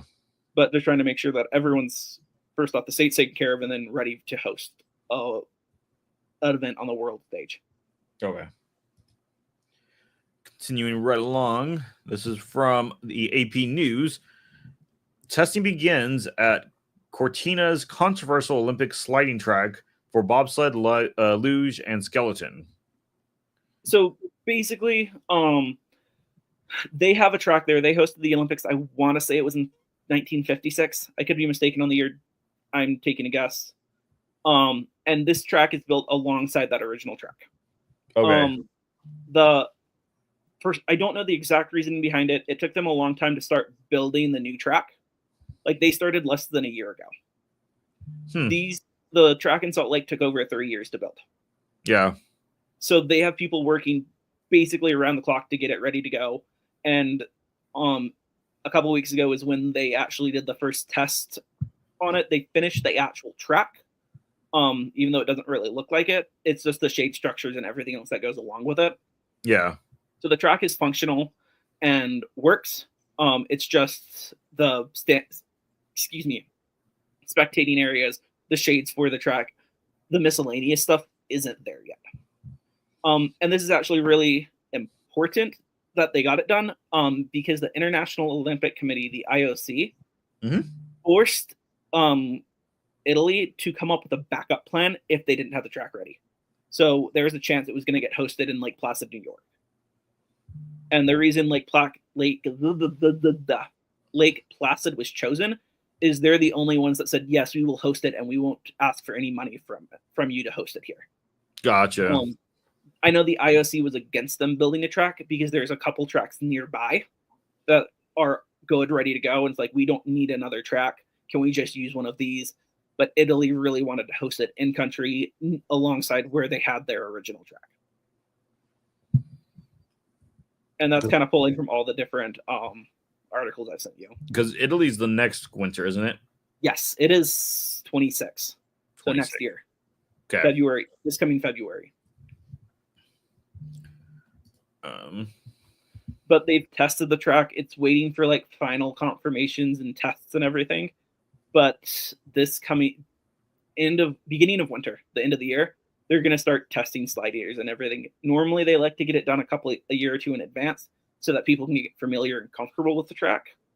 So it doesn't cause problems, and it's a lot more rigorous since 2010. And I want to say it was a skeleton athlete died right before the Olympics testing the track or going on the track. Oh, okay. The track in Whistler, Canada, is designed like the one in Salt Lake. It's designed to go fast, and it still is the fastest track in the world. And they've decided not to build tracks that fast because it's too fast. No, yeah. The athletes even agree it's too fast. And so I'm assuming this article just kind of went over exactly what we just discussed. Yeah. All the articles I sent you, I basically summed them up in one. That works. This but is another supplement. Yeah, they got it up and running miraculously in a year. And they're still shooting to have it there. If all falls and they don't, it's going to be in Lake Placid, New York, which does bring up some controversy of what happens to the people who bought tickets that now can't go. So, again, Jamie is not an expert when it comes to maintaining a track or whatnot. He just works at a facility that does this. They are doing other things involving Olympics very shortly. I want to be clear. I work for a museum. I don't work for a company that does it. We're just happen to be at the same location. In your opinion, non-professional, do you think this track is going to be able to last? Again, you are surprised of how fast they built it. Do you think that it's going to actually be able to be maintained and kept after the Olympics, or do you think it's just one and done kind of situation? So I'm gonna look back at some history really quick. Mm-hmm. Their track, like I said, I think it was the '56 Olympics. It closed down in 2008. Okay. So it lasted for a while. The bobsled, skeleton, and loose tracks, they all use the same track, different starting points because they are so expensive to build. The track in Beijing cost $450 million to build. $250 million to build this track. Which is a lot of money. But the thing is, they're so expensive to run that unless you're hosting World Cups or other sliding events or other competitions or the Olympics, eventually you're going to run out of money. Yeah. Now, if it's going to hold up, it really depends on how many corners were cut. There's a chance it could last for another about 50 years, as long as they're able to keep the events, keep money coming in, because that's the hardest thing. If no one likes the track, no one wants to race there, there's problems. But with the Olympic heritage, if they did it fairly decently, they'd be fine. If they cut too many corners, which there's a chance they did, it's just going to fall apart and not work. No, yeah. Because, again, as you put it, 1 year was super fast, which 1 year sounds super fast. Again, I'm not an expert at all in this. This is why we didn't touch on any of these articles till Jamie was around. And again, I have actually ridden, because of Jamie, part of the Salt Lake track. And I've seen, even just the few times I've been up there, how much care they put into continuous on that. But they're also making that into a tourist attraction. Yes. And when you went, it was winter. That was 22, right? Right before 23? Sounds correct. Well, yeah. It was 23, yeah. It was. Because it was New Year's Eve. About a month before, they hosted World Cups there. So, yeah, big world stage. You got to go down the exact same track they were going. Salt Lake's taken a lot of pride in maintaining everything and being sustainable. Yeah. Because a lot of places have it. Yeah. Salt Lake's taking great pride that everything they built for the Olympics is still in use in some capacity. I mean, I hope they do take care of it and they did it right and it can last. Because frankly enough, it's fun. It's weird and it's a bit intense, but it's fun. It's a lot like a roller coaster. It's a lot like a roller coaster. And if you're a big guy like myself, you end up being the butt of the coaster with nothing behind you besides ice. I've ridden that spot a couple times. It's fun. No, it was fun. It's actually a pretty cool experience. I know you said the summertime is more fun in your opinion, but I'm a bit more slowed down than you are. There's a back to the sled in the summer. That's fair. Well, now we get to go ahead and go back to movie stuff. Ooh, movies. Because Disney unveiled the first trailer for Tron Ares. This did come out at CinemaCon, where we predicted that it would have been released. I assumed they were going to release it actually the same day. They did not. They held it for a couple days. But we'll go ahead and we'll just jump into this section right here. So Tron Ares is a follow-up to Disney's 1982 seminal science fiction film, Tron, and the 2010 sequel, Tron Legacy. Tron Ares follows a highly sophisticated program, Ares, who is sent from the digital world into the real world on a dangerous mission, marking humankind's first encounter with AI beings. So pretty much, spoiler alert, Jamie, for a movie that came out in 1982 and its sequel that came out in 2010. I saw the sequel. They both have a very similar story. Magically, in both those films, the big thing is the AI computer is trying to get to the real world. Apparently, in this situation, it did achieve it, which makes me wonder. As far as I heard, the Sam Flynn is not in this one, and he would have been at the end of the last one. He was taking over NCOM, so it makes me wonder who lets out Ares.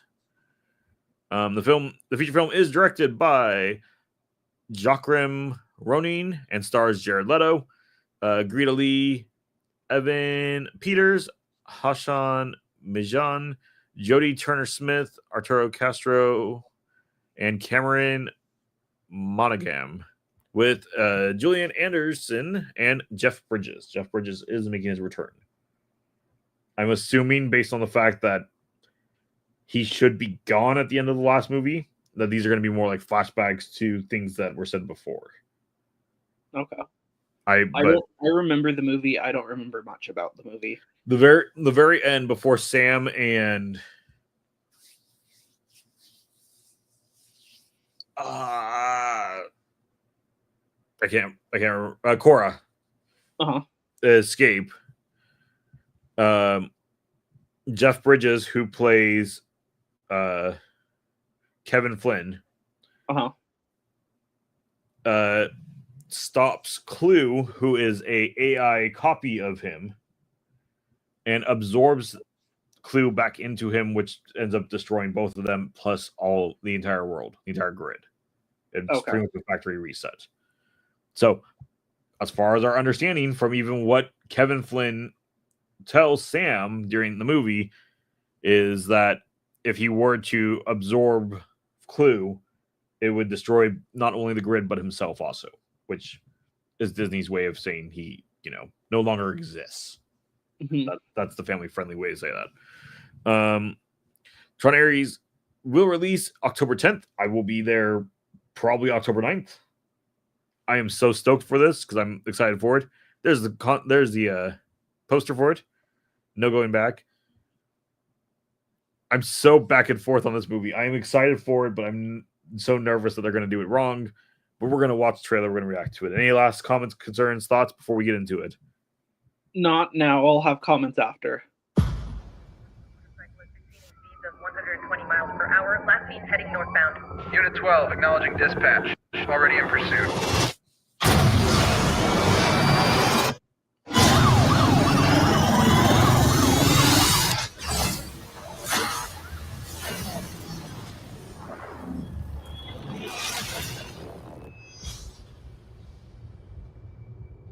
I'm looking for something. Something I do not understand.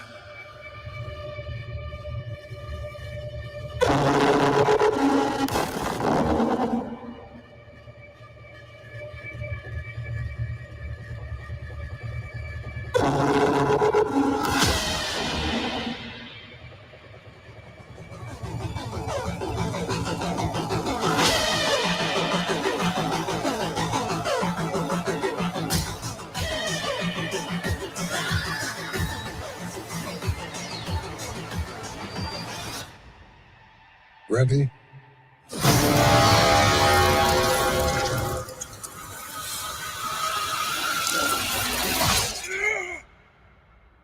Because there's no going back.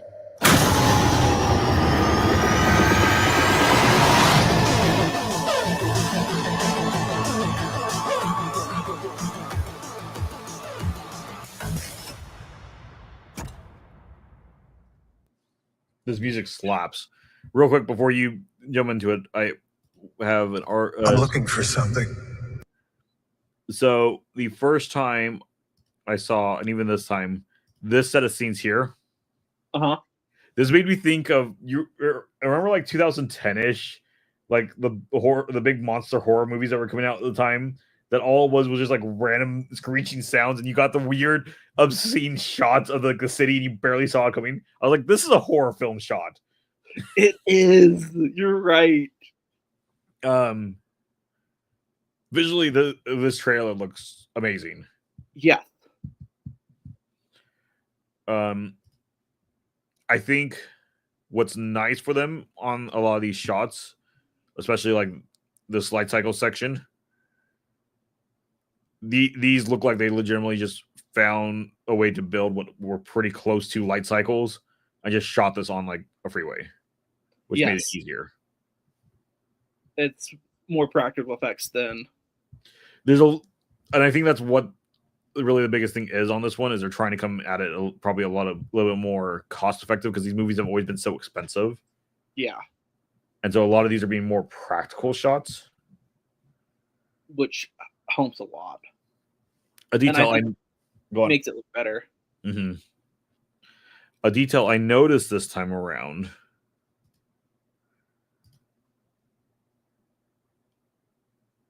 We have a shot of our good guy here. Every time, whenever we've had a good guy, they're always either blue or white. And he is the only one in this entire shot that's white. That's white. It would also explain why his light cycle or whatever's on fire.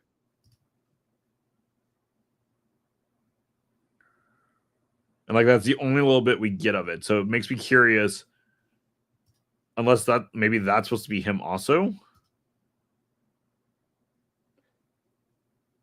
I don't know. Because I don't recognize this person.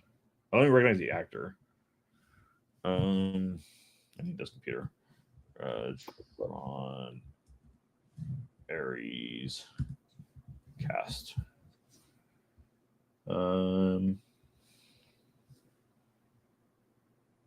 That might be Evan Peters.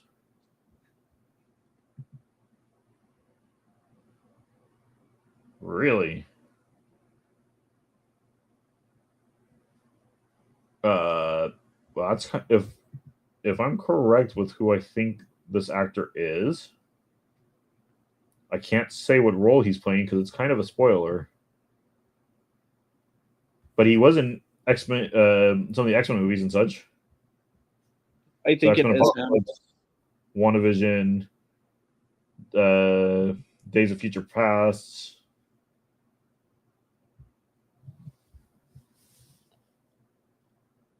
That's interesting, though, for its character. Spoiler, if you if you do not want a spoiler, well, hold on.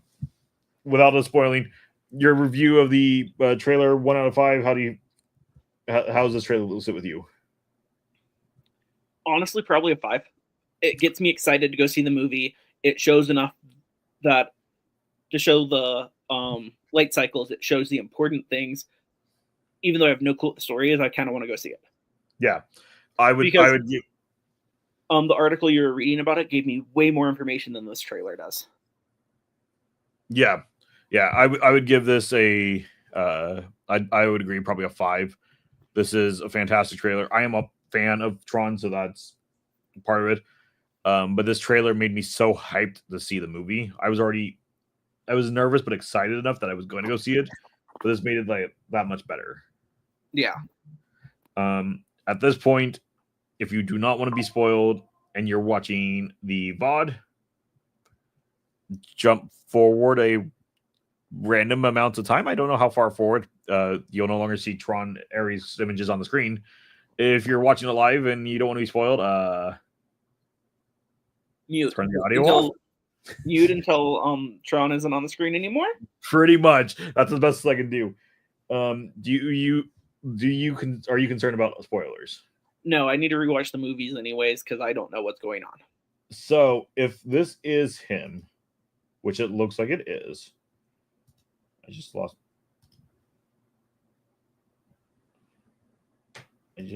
Where'd it go? Are you looking for the character's name? Well, no, I had the whole cast up. So this is saying he is Julian Dillinger. Yes. Now, Dillinger is a name from each of the Trons. In the first Tron movie, I forget what his first name is. He went ahead and stole the code and such for the game Tron or Space Paranoids and Tron and such from Kevin Flynn and founded NCOM. Okay. Okay. Kevin Flynn takes over NCOM back from whatever Dillinger, because he's the one who also made the master computer, who is Really the quick, AI in that game. from what I remember in the first one, that's the company he breaks into because it's his stuff, technically, and he makes it free, if I remember correctly. Yes. So in the sequel, Kevin Flynn, who is the majority shareholder, breaks into NCOM, which was his dad's company, who is currently being ran by the board, and the main programmer of their newest operating system is the next Dillinger we get to meet of. I forget what his character name is also. Sam breaks in, sets the OS out for free, like Kevin always planned, of having his software out there for everybody to be able to use. And then, of course, we get the whole movie to the movie. That was such a good introduction to the movie. Great opening scenes. If this is, again, like it looks like, this new character of Julian Dillinger, because the facial structure looks identical. Like this looks like the same guy. And based on the rest of the cast listing, I can see. I just realized who one of the other guys is. 1 second. We'll come back into that. But yes, I know which one you're talking about. But yeah, it's interesting because this would be the first time one of the Dillingers have been on the grid, because this shot straightforward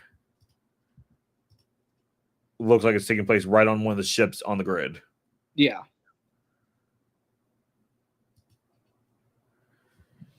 Do you want to go through one of the other actors that's in this one? Cameron Monaghan is Cal Kestis from the Star Wars games. And his character is not listed. Mm-hmm. He also was in Click, Shameless, Malcolm in the Middle. He is in Malcolm in the Middle. And the Santa Claus 3.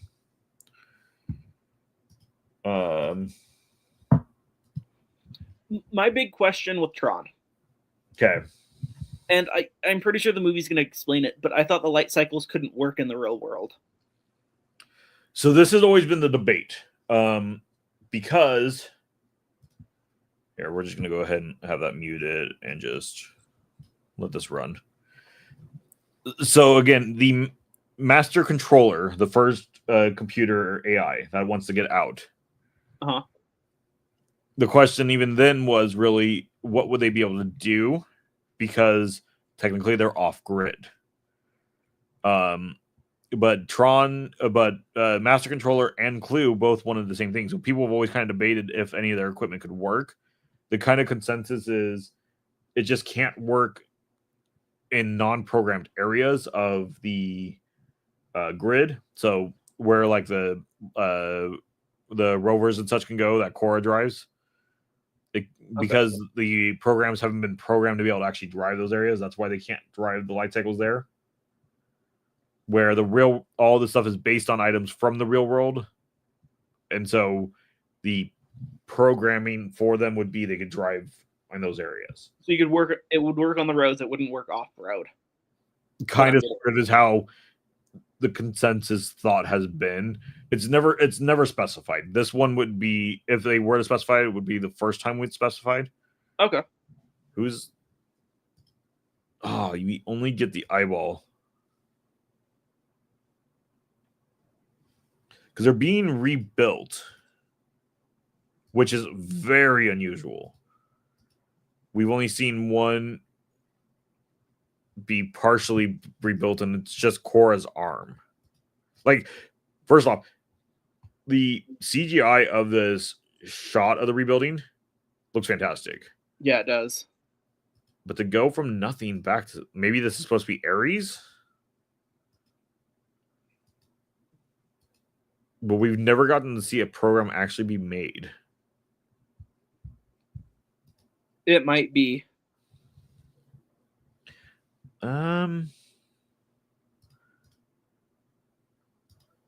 Yeah. Yeah, if you look between Jared Leto's eye in this shot and that last shot, let's look at the shoulder pads. Go back up to that.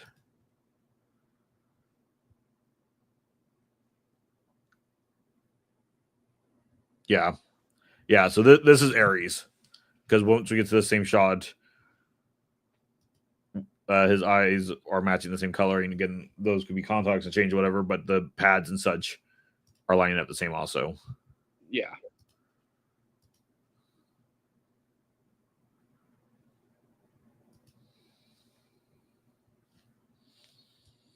We don't have anyone listed as Tron, do we? I don't think so. There is a lot of cast that's not listed yet of who they are, which is good. I do want surprises in this.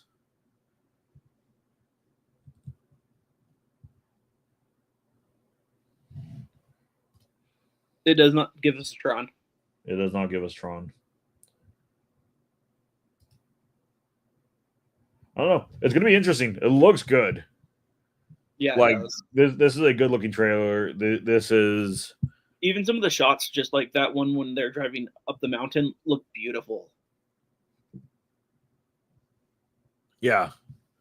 Do we know the budget of this thing yet? I doubt it. I don't know. Tron, Ares. Money and lots of it. Yeah. These movies are always stupid priced. Because Tron Light Cycle in 2000, Tron Legacy in 2010 was 170 million.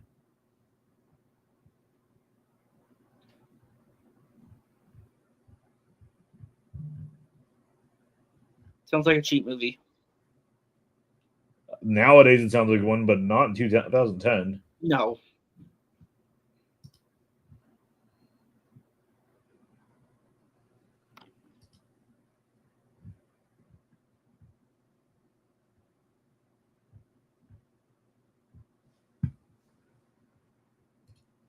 Yeah, it doesn't. Nobody has an estimate yet, as far as I can see.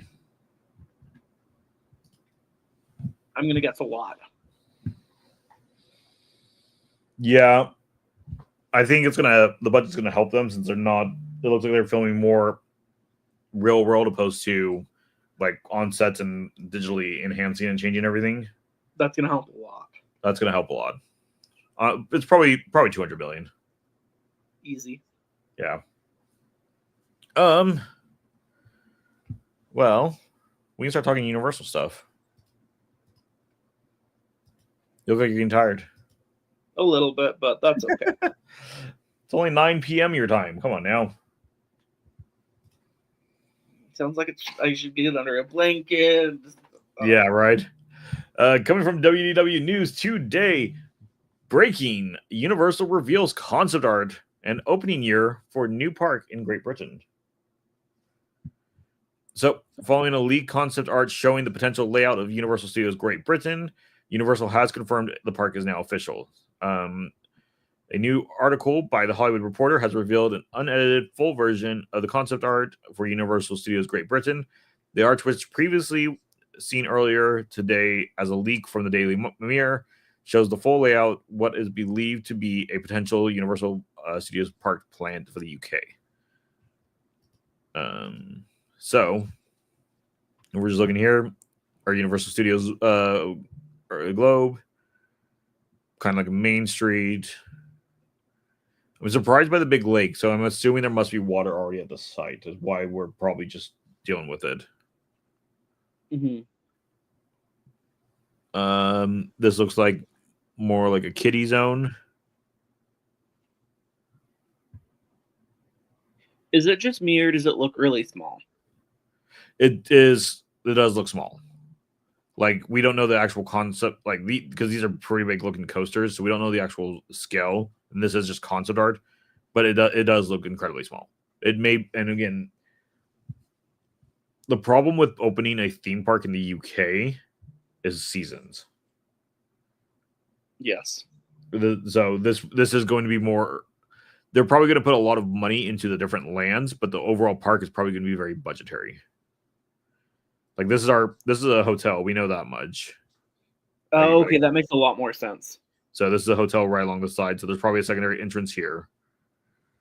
It looks like a little coaster over the building. Yeah, we can't really get anything out of this concept art. At least I can't. Let's see what else they got in the article. A new article by the Hollywood Reporter revealed an unedited version of the concept art and layout. Today, however, Universal has confirmed development of the new park and has been agreed upon by the Labour Party, national government, and the Bedford Borscht Council. Today, we closed the deal on a multi-billion-pound investment that will see Bedford home to one of the biggest entertainment parks in Europe, firmly putting the country on the global stage. It is not just about numbers; it's about securing real opportunities for people in our country. Together, we are building a brighter future for the UK, getting people into work and ensuring our economy remains strong and competitive. Prime Minister Stramer. Universal also has confirmed the new park is set to open in 2031. In addition to a theme park, current plans also include 500-room hotel and a retail, dining, and entertainment complex. Once it opens, Universal Studios Britain will be the largest visitor attraction in the UK. So, it's cool. It's surprising. I did not expect us to get a full theme park announcement this week, especially since they have yet to finish opening their last theme park. Gotta stay big with the top while you're relevant. Tell that to the Walt Disney Company. I think they realized this. That's why they're trying to put stuff out there. Yeah. However, Universal Epic continuing with their phased opening because they officially open in May. Right now, they've been under team previews. Again, they just did their content creator preview. Well, Universal Epic expands Universal previews to hotel guests and more guest previews coming later on. So in addition to the annual pass preview opportunities, which we'll talk about in a second, Universal has also announced that the hotel guests will be able to preview the new theme park as well. Universal also hinted at general public preview opportunities, saying that additional audiences will be available to purchase tickets to preview Epic Universe in the weeks ahead. Epic Universe preview expands to more guests. So as Epic Universe Orlando Resort continues to prepare for official opening of Universal Epic Universe on May 22nd, the destination is giving select guests the opportunity to preview highly anticipated theme park beginning on April the 17th. So just about a week. Starting today, annual and season pass holders, active 2025 Military Freedom Pass ticket holders, Universal Rewards Signature Visa card members, and guests staying at any Universal Orlando hotel can purchase tickets to access Epic Universe during its preview period. Additional audiences will be able to purchase tickets to preview the groundbreaking new theme park in weeks ahead. Please note that during the preview period, availability and experiences may vary. It's a preview. In this article here, annual pass previews of Epic Universe begin on April 17th and run daily through May 8th. Prices range from $144 during some of the early preview dates to $123 on the later dates. Again, this is a preview. Don't go expecting the full experience. Don't go expecting everything to be working. Or even up and running that day because they might be putting a touch on it. Or it may be one of those things that whatever attraction you're going to is fully tested out, they're fully ready on, and they're starting to do a deep clean before the opening day and before the official media, not just influencer media. For retrospect, I do have input on this kind of stuff. My mom actually went ahead and opened theme parks before and lots of attractions before. So they would do previews and such early on and then they would close things down and usually spend a couple days to do a deep clean to make sure it was perfect before they brought in the expensive media. This is before influencers. Makes sense. But since we're talking Epic Universe, we're going to continue along with. That's not the article you're supposed to be seeing. You're supposed to see this one. This is over at Pirates and Princesses. The Legend of Zelda excitement increases with Epic Universe's stained glass windows. So it has been rumored for a while now. We are in rumor territory on this one. That, well, non-rumor. We know that Epic Universe is already working on Phase 2. That's been confirmed by the president of the property. We know that all of Universal Orlando is working on their next set of updates because Universal is not stopping. The rumor territory is that Legends of Zelda might be coming as its first expansion. You were jumping in? That is a good, their continued update.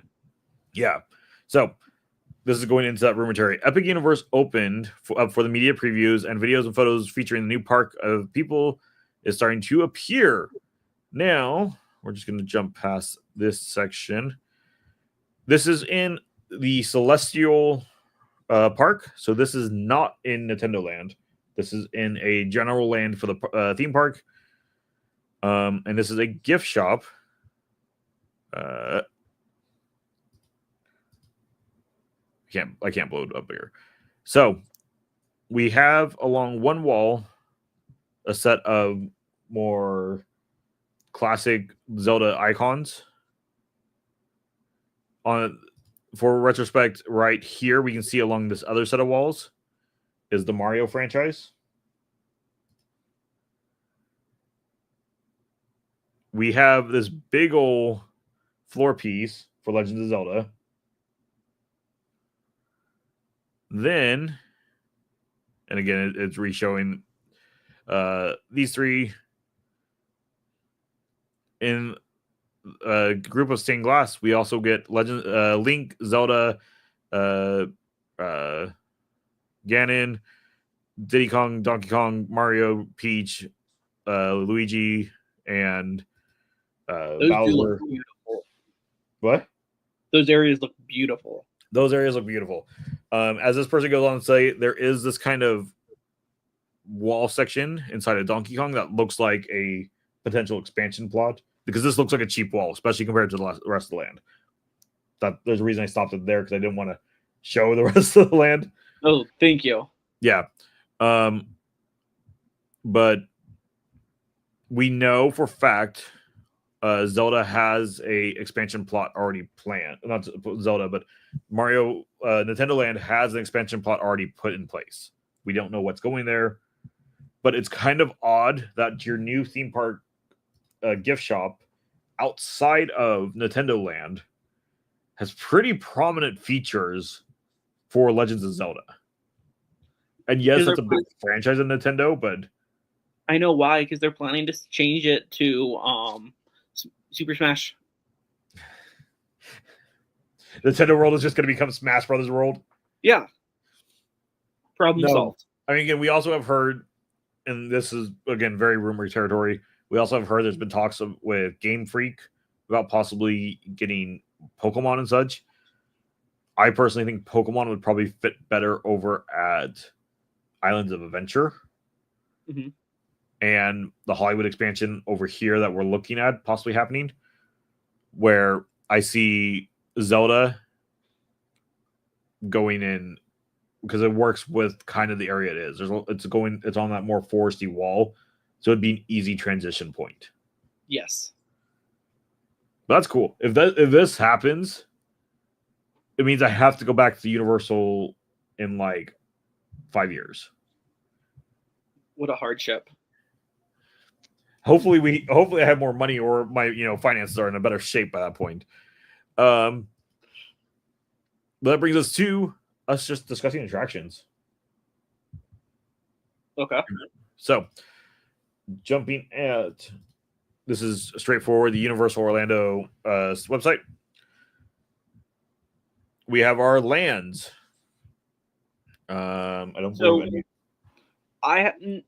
I honestly haven't stayed completely up to date with it. I kind of like the mystery and the awe of not knowing everything. Okay. So I know that there is Harry Potter, How to Train Your Dragons, Mario, the dark one, which is that Dark bad Universe. guys or Frankenstein or monsters? It is classic Universal monsters. And then what's the celestial one? Or Okay, so I'll start from the front and work our way through it. Okay, just kind of a that quick. one's perfect. I just don't know exactly which order the other ones are, but when you first enter the main portal into the park, you enter Celestial Park. Okay. Celestial Park, the explanation. So it's a quick little thing that says here: step into a lush green world where thrills, entertainment, dining, and shopping lead all who enter on an exhilarating journey of discovery. The explanation we got from the preview, the influencer preview from the guides that were hosting them around. Celestial Park is really in the universal canon where everything goes before it breaks off to its own world. Okay. So, without spoiling anything, because it's not really a spoiler, on the big coaster, which I will not be riding, I'm sure others will, the big coaster in Celestial Park, because there's two rides, a coaster and a merry-go-round. Each of the trains is ran by a flux capacitor. Okay. Because this is where all of Universal IPs can fall in together and make their way through it. So, Celestial Park is going to be more your main street without being a main street. It splits the park straight in half, and it's more of a general shopping area. And again, it's your connections. Like the shopping areas and to get there. It sounds like a downtown Disney kind of as well. It's kind of like so just think of it that way. This is like a downtown Disney down the middle of like 5 theme parks. Welcoming you back from your adventure. Stop here, get some food, get what you need before you head back out or go where you're heading. Yes. Then, and again, I don't remember the exact order of these. We have the Wizarding World of Harry Potter, the Ministry of Magic, which is taking place in 1920s Paris with a lot of time travel stuff. They make a big influence on the time turners because they wanted the land to be based on 1920s Paris. The attraction, though, is based on 1990s Ministry of Magic. Interesting. Because I don't want to get into the story elements of that with you because I want you to be surprised. Once you get in the queue, you'll know what it is. But yeah, I appreciate that. Yeah. Now, since hold on. We'll go back one land. So Celestial Park, there are 2 attractions here. Like I said, there is a carousel. This is a different kind of carousel where all the individual ride vehicles also will rotate. And on top of that, there are some that are on individual spinning pads on the regular carousel pad. So while the carousel pad is going, there's a separate pad going the opposite direction. It's a really interesting concept. I haven't seen any footage of it actually running, but I have seen footage of people after getting off it. I kind of want to. I don't know if I'll go ride it, not because I won't ride a carousel. I'll ride a carousel. I at least want to go see it though, because I'm like, this sounds interesting. It sounds fascinating. And its idea and concept around it is all of the animals you are riding on are the constellations. Oh, that's cool. So they're pulling. So above you is just a big star array because they're pulling the constellations down for you to ride. Like that's I'm like, cool. Okay, see, this thing makes sense to me. I get this. I understand this. The other one is, do you give me the name here? The Stardust Racers roller coaster, which is a dual launching racing coaster between 2 different tracks. Okay. As everybody put it, who's done it, this is a intense coaster. You are in the air more times than you're in the seat of the coaster. Wow. You are. There's so much airtime in it. Everybody says it's really good, but if you don't like intense coasters, I'd be one of them. It's not a coaster for you. I'll try it. I figured you would. You and Justin. I think Jordan would probably be sitting out with me though, because I know Jordan does not like screaming. I don't like the seats in it. Are you still there, George? It We says I'm lose back. you again? Oh, you're back. Am I back? Yes, I see you. That's weird. We never have issues. Maybe it doesn't like my phone so close to my computer. We'll see. There are test seats on this one, so I would advise everybody who is going to ride this one to test the test seat before you get in line, because I have heard it's not necessarily the comfiest to get into, but once you get the first air hill, which happens pretty quick, it becomes comfier because everything just shifts because you're again not in the seat very much. Fair.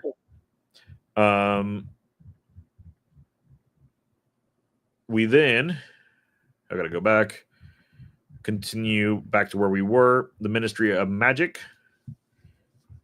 Our main e-ticket attraction back here is a attraction that takes place in 1990s, the Ministry of Magic in Great Britain. It is. Did you ever ride Gringotts at Epic Universe? Not at Universal Hollywood. I did the castle one. Okay. Forbidden Journey is what I meant, not Gringotts. Uh-huh. It's you know how that's on one of the Coco or whatever Yes. called arms. This is one of these kind of attractions. The difference of this one is instead of it being a 4-seater, you are inside of a elevator ride vehicle, kind of like a Tower of Terror, except for it's on a Coco arm and it still has drops and such. As everybody's put it, this one is more practical effects and more animatronics and such, opposed to screens. This one I know I cannot ride. I will be totally sick on. The one in California made me a little sick too. I know everybody who's ridden it though has said that they highly advise it, especially if you are a Harry Potter fan, to ride it. They said this is probably one of the best attractions in the world. Kevin Davis, how long do you think the hype will last for Epic Universe? I think we're going to be on a hype train till at least the end of the year. But straightforward for people who aren't going to be able to get to it this year, because the pricing this year is a little high, I'd give it about 2-3 years. Yeah. Especially since we already know they are working on phase 2, and I have a feeling that we'll probably get the first announcement next year. That's not from a source. That is just a gut feeling. I'd say about 2 years, because there's the first year hype of people, and then people getting to it, and then people who didn't know about it until they started seeing all the videos, who are going to want to go see it. Well, and that's kind of why I think we'll get our first announcement of the first expansion, even if it's just the Zelda expansion, for example, an expansion in a land. I think we'll get it next year because it will be Universal wanting to keep the high going, even if it's just saying, "Hey, we're designing this now." Yeah, like no plan of when it's going to open. Just we're working on this to have people start building the hype again and keeping them going and forward. Yes. For the Wizarding World, there is a new wand shop. There are more wand activities throughout the land. New wands entirely. And then there is a Cirque du Soleil circus kind of show in the land. Mm-hmm. That is all that's back in that corner. I know it's like Wand 2.0 basically. They should work better, stuff like that. More variety. Correct. And everybody has said the land though itself, because this is the first Harry Potter land that's been built, and it's with a theme park built around it kind of situation. Yeah. The other ones all were built into space, where this one they built the land knowing that the whole park was brand new, so they could build it however they want. People have said this is probably the most immersed Harry Potter land that they've been in. That's really cool. And without it being a spoiler of anything, one thing I saw that in one video earlier that I thought was kind of cool was some of our characters that are walking around. These are not named characters of like important people, but just random people who live in the world. Yeah. We had actually one of the girls from the girls' school in Goblet of Fire, who wear the blue. Yeah, they wear the blue outfits. Yeah, I can't think of the name. I can't think, but It's French. I can't say it. we had they actually got to meet one of their students, a student of Hogwarts, and a student of one of the American wizarding schools, because they That's all were cool. just three characters walking around, like, because she was taking them through her town and her city and showing them where to go and eat and such. Like, I'm like, cool, this makes sense. Like, this is what would happen in a real world. Yeah. Again, most of the Wizarding World is more so ambience and show elements is how land is being built out. That's fair. We'll continue to Super Nintendo World. Nintendo World, we are getting several attractions in. Now, we are getting Mario Kart.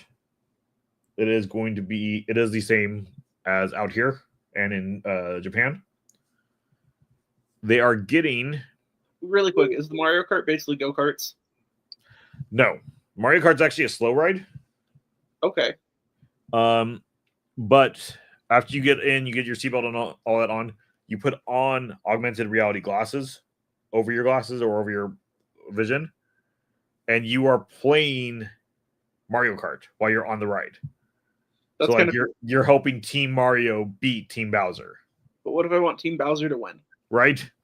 But no, it's actually, Justin says it's actually a lot of fun. And Justin actually really enjoyed it. When we go for FanFest is when I'll try it for my first time, because it's one that I wanted to see. But we're getting that. They are getting a Yoshi ride. Okay. So this was in Japan. We did not have the space for it here in California because they're very limited here. But it's kind of a slow-moving, almost like People Mover-esque ride.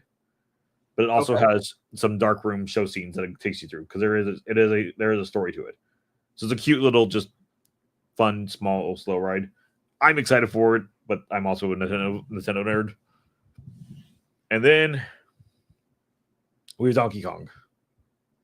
I've seen the concepts for that. It looks so cool.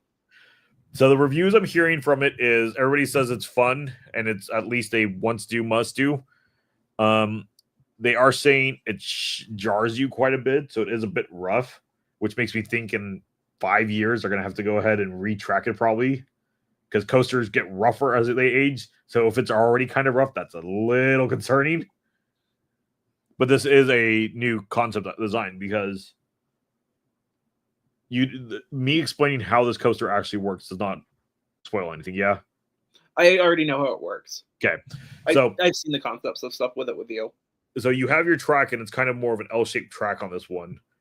The ride vehicle connects on the side, goes up by a vertical arm, and connects to the vehicle you load in. So you are floating above the track technically. That way they can make it look like you're jumping tracks and such, which is a very cool concept and works very well for Donkey Kong. It just sounds like the ride system is very rough, which is unfortunate, but it's a newer system, so it makes sense they're having some problems with it. It's a cool concept. You can do a lot with it, and I'm excited to see where it goes. Yeah. We'll go into the land that I think is going to be really cool, but I'm not as hyped for, which is Dark Universe. Mm-hmm. Dark Universe is taking place in, I believe the land is called Duskwood. Okay. In this world, Dracula and the vampires have won and are taken over. In fact, one of the first things you come up to is a fountain for the vampires to go ahead and drain your blood in. That's so nice.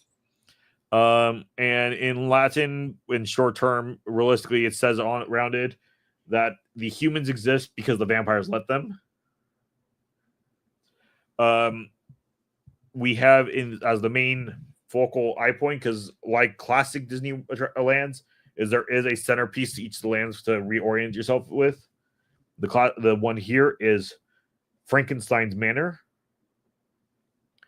Every so often, Frankenstein's Manor will get struck by lightning when they're doing tests, and it affects all the lighting throughout the land.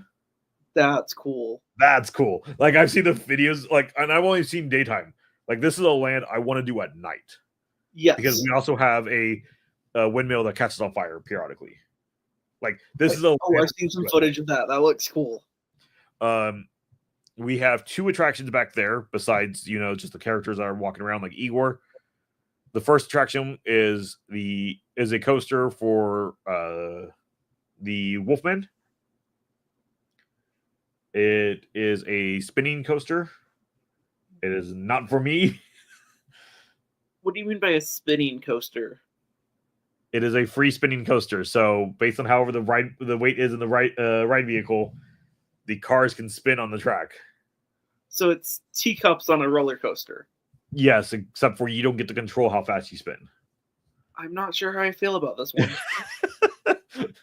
I immediately sat there. I'm like, I'd be stuck in a car with Justin. I'd more than likely the weight would be balanced correctly, so we'd be spinning a lot. I mean, I'd be puking a lot. This does not sound fun. Yeah. The other one is the other big e-ticket attraction for the theme park. The Ministry was the other one. This one is inside Frankenstein's Manor. This is the one that has all the really big, impressive animatronics that Universal's been kind of leaking and showing themselves. Uh-huh. This one is more so like Gringotts or whatever, or the Hogwarts attraction.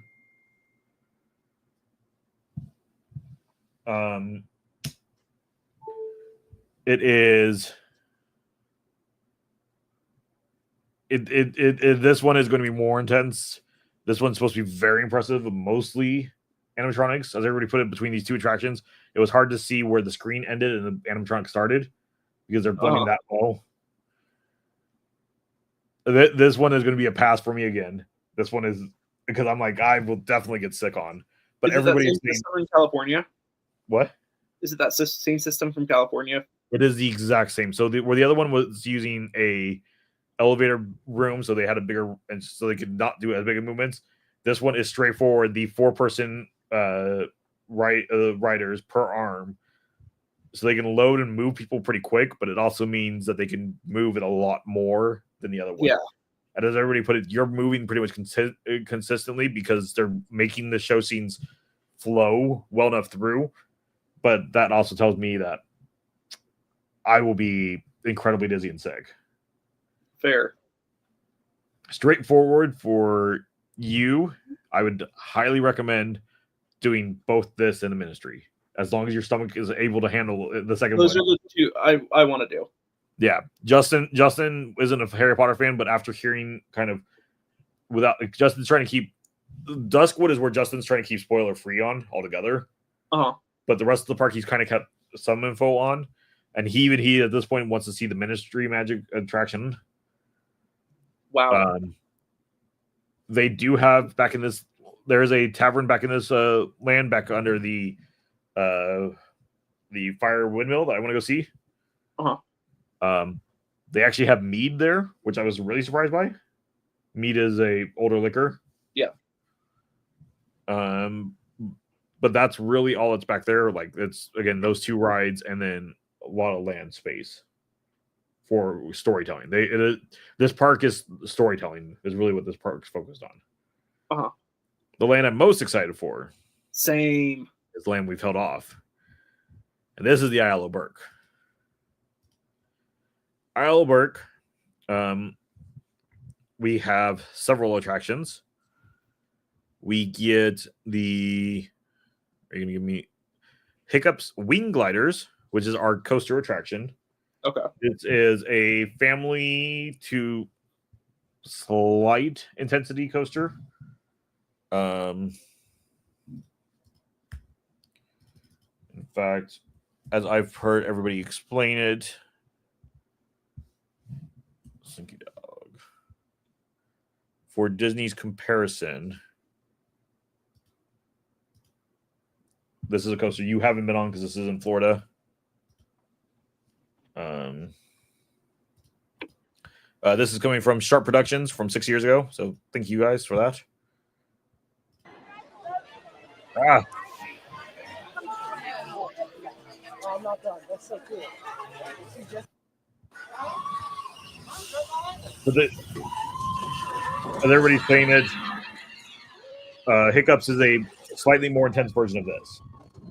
This is a fantastic coaster. This coaster is so much fun. Like this is a family coaster. It's all Hiccups is. I can from watching in videos again. I have yet to ride it. It is longer though because I've ridden Slinky Dog and I've been able to see the video. But like this is a very smooth coaster and a very fun coaster, and so I'm all excited for a How to Train Your Dragon version of this. Okay.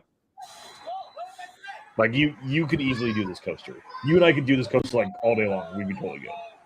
Sounds like fun. But like one of the differences is this is a double launch coaster where technically Hiccups is a triple launch. Oh wow.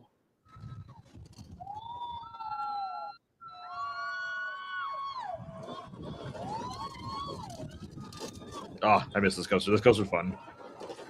Like when I heard there was rumors at one point that we might be getting this coaster out here, I was super excited. They can just replace Goofy Sky School. It's okay. The Goofy Sky School doesn't even fit in like the load station of this coaster.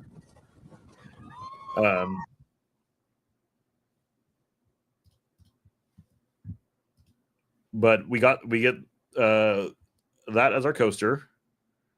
Okay. We get the Dragons Racer Rally. This is a flat ride. This is like a carny flat ride that they purchased and rethemed. Okay. This is a pass on me. It's pretty much a big pendulum arm. One side's a counterweight, one side's the ride vehicles. It lifts them up and it just kind of circles around going up and down.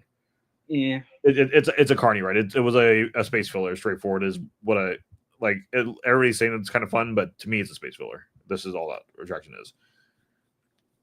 Then you have Fire Drill. Fire Drill is their water ride. This is a pretty much all age for one, where you'll join either Team Rough Nut or Tough Nut, where they have created a watery boat battle where teams of Vikings compete to outscore the other, outscore and outsoak each other. So depending on how good you're doing, depends on how soaked the people on the other side of the boat are getting. Interesting. Yeah. This is. I'm okay showing this. This is just a concept art shot. Yeah, I'm good with that. Like, this just looks fun. So it's water Astro Blasters. Water Astro Blasters or Midway Mania. Yeah. Except for you're just getting soaked the entire time also. On a hot summer day, that sounds like fun. It's going to be November. It should still be warm. Hopefully. And then, yeah, so we went through the 3 attractions there. They also have here in this land the heartwarming spectacle of the Untrainable Dragon. This is a show that was launched in Tokyo. Okay. I think it was Tokyo. And it, as people put it, even if they didn't understand the language, they still understood the show, and it was fantastic there. All the different influencers were taken to a showing of it over the weekend. They all said it was spectacular. But again, depending on what everybody's focus is, that's a stage show time. That do we do stage show or attractions, or there's so much going on of us back and forth. Yeah. It's gonna be a busy day. It's gonna be a busy day. I'm going to be spending a good chunk of time inside of the Isleberg and Nintendo because I know myself. Add in some Hogwarts and that's where I'll be. My plan is to at least walk every land. Yeah. I want to go do the not Dark Knight, whatever. The one the werewolf attraction. Or not the coaster, but land. Yeah. I want to do that at night. Yeah. I agree. Like that, and what's also kind of interesting is back in Celestial Park. Okay. Okay. So the story behind it, so the main centerpiece of the park at the very back is the Helios Grand Hotel. Okay. The Helios is themed around the Greek god for the sun, Helios, and the park on that end is themed to Ares, the sun god. Okay. Ares isn't a sun god. I believe this may be a different version that they're going with kind of situation. Okay. You're correct. Ares is the god of war, but I believe they said it was Ares, or maybe themed to Helios themselves. I'm just trying to go from the stories and such I'm hearing from other people. Fair. However, on the opposite side of the park where you first enter is a statue of Luna, the goddess of the moon. At the end of the day, so maybe it's Helios. Hold on. Let me do this. I'm on their website. Maybe the website gives me the story. Of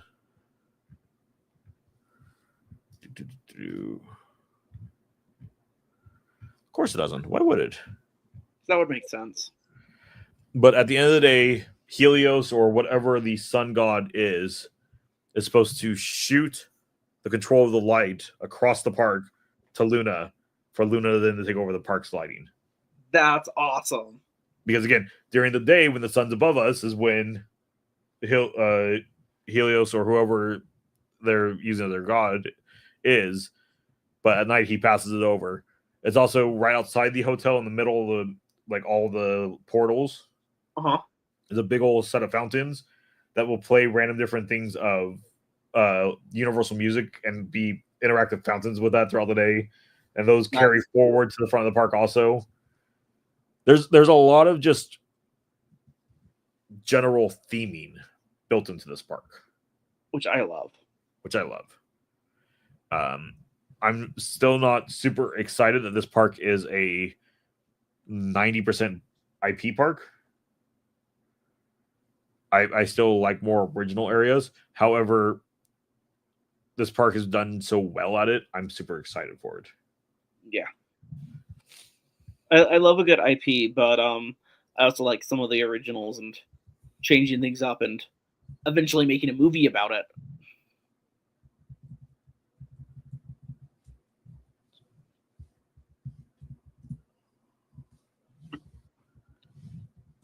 This is the one I want.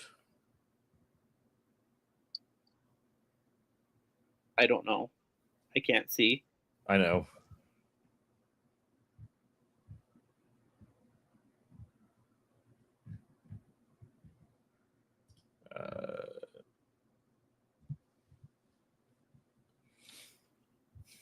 I'm trying to find this. What episodes came out this weekend? Let me look. I think it was 11/22. Maybe not. No, 11/23. 11/23, 11/24? Yes. I'm double checking. But of course my app needs to update. I mean, why wouldn't it? Because that would be convenient. Yes, it's 11/23. Mm-hmm.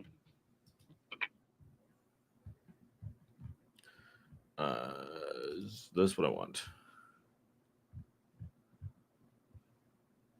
Yeah. All right.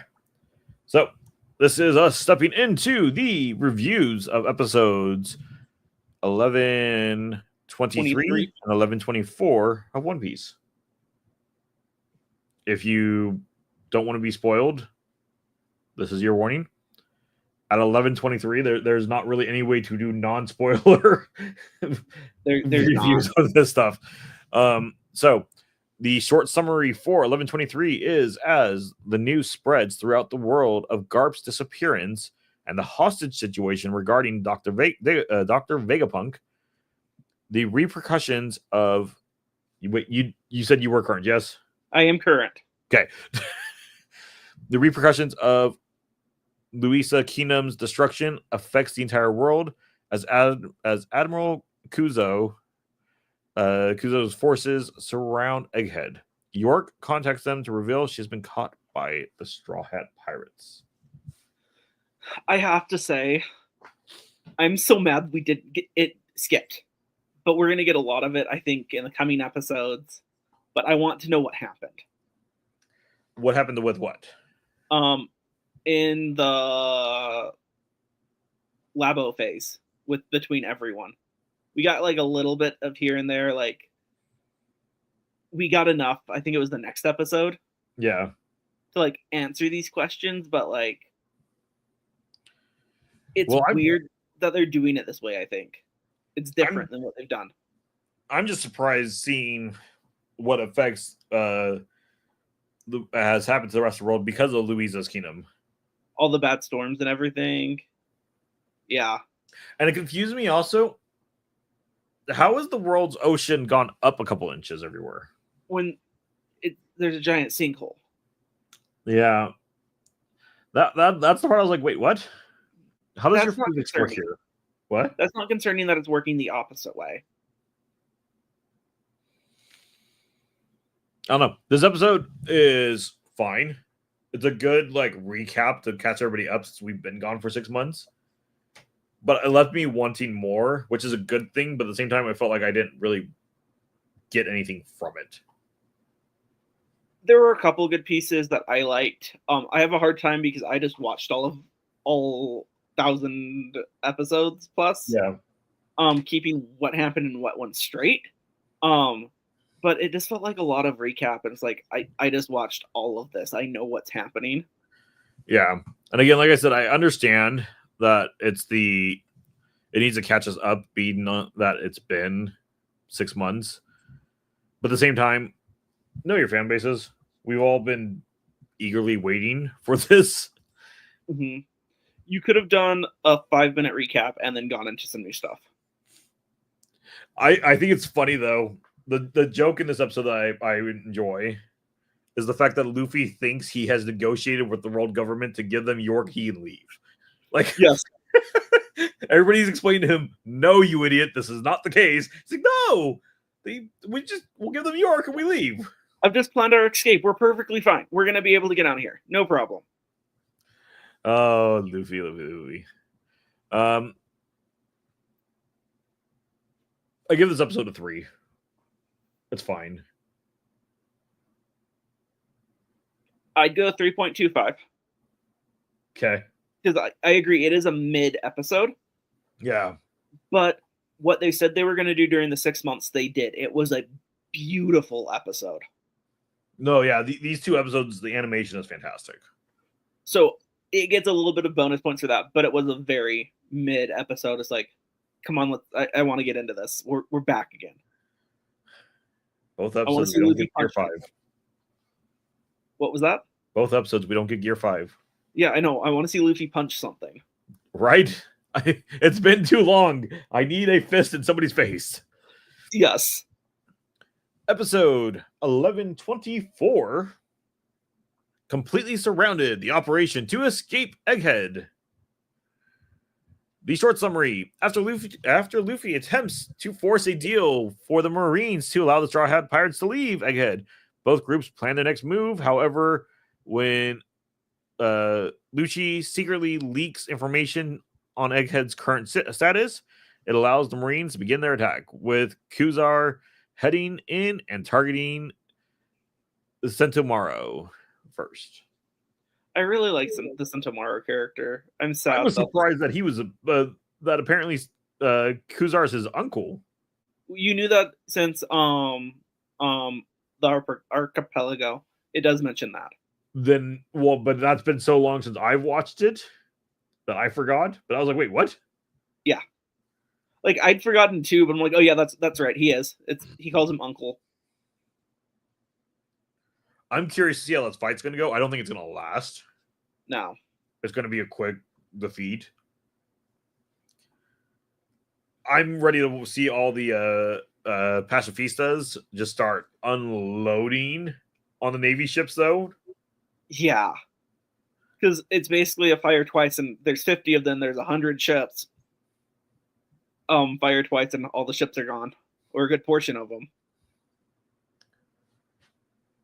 I'm just curious how much damage they can do to the ships before Sentomaro goes down and they lose control of them. Yeah. I was looking at this, and my thing was, how does Lucci actually leak this information? Like, he's just standing there, kind of whispering to himself. And it was like a letter. Yeah. Yeah, somebody somehow has heard him in order to put his information into writing to then pass on for him to be like. I was like, "Are we sure about this? Did he really leak? How did he leak this? How did this information come out? Like these are the key points I would like to know." He has a transponder smell that only works when he whispers to himself. Apparently,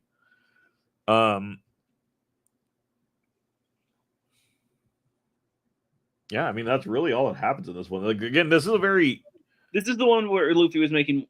It had more of that Luffy. Like I negotiated with the Navy. We get more of the joking of them, and then Vegapunk like freaks out about the idea that the Sunny can fly even further because of soda. Cola. It's a good fun episode. But again, I want to see Luffy punch something. I give this episode a 4 because this is a good fun episode. It got me what we needed after the 6 months of Egghead, and I've been dying for Egghead to like actually pick up, because the last half of Egghead, it felt like you're going with Kobe and then you're going with what's the other story that's going on at the same time? Well, we have the quick little fight for Law. We have Eustace Kid's fight. And then the Kuma working on climbing the red line and them saving Kuma. Yes. Oh, it was Sabo's adventure. Oh yeah. Which is important, but like I want to get back to the Straw Hats. So I'm happy we're finally back with the Straw Hats. I'm curious to see where some of it goes, because they spent so much time explaining some of this.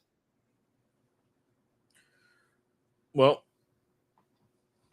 I mean, we don't have to wait too much longer. 11/25 is expected to release Sunday, the 13th at 10:15 a.m. Eastern time. Nice. So 7 my time. You're 8 years. Yeah. But I'd give the episode a 4 as well. Yeah, like I said, it's a solid episode. It's fun. I didn't get to see Luffy punch legitimately anything. Like, I was expecting at least a punch or something to York. Come on now. Yeah. I love how Luffy handles York. It is like makes him so scary, but he's not. Yeah. Yeah, I will all honestly, like, Nami looks scarier in these scenes than Luffy does. One thing that I love about Luffy is he doesn't care who you are. He's going to help you, even if you're the Navy or Cypher Pole. He got them food. They were starving. And they're like, we're good, but will you let us go? No. I thoroughly enjoyed these episodes. Do we get Luffy fighting this next episode? No. No. Not unless he's fighting Rob Lucci again. Which I don't think so. It might, but the next episode is basically the Navy guy fighting the Yeah. So we're gonna see a lot of the Navy more so down there with some snippets and maybe a punch, hopefully. Because that's what we're waiting for.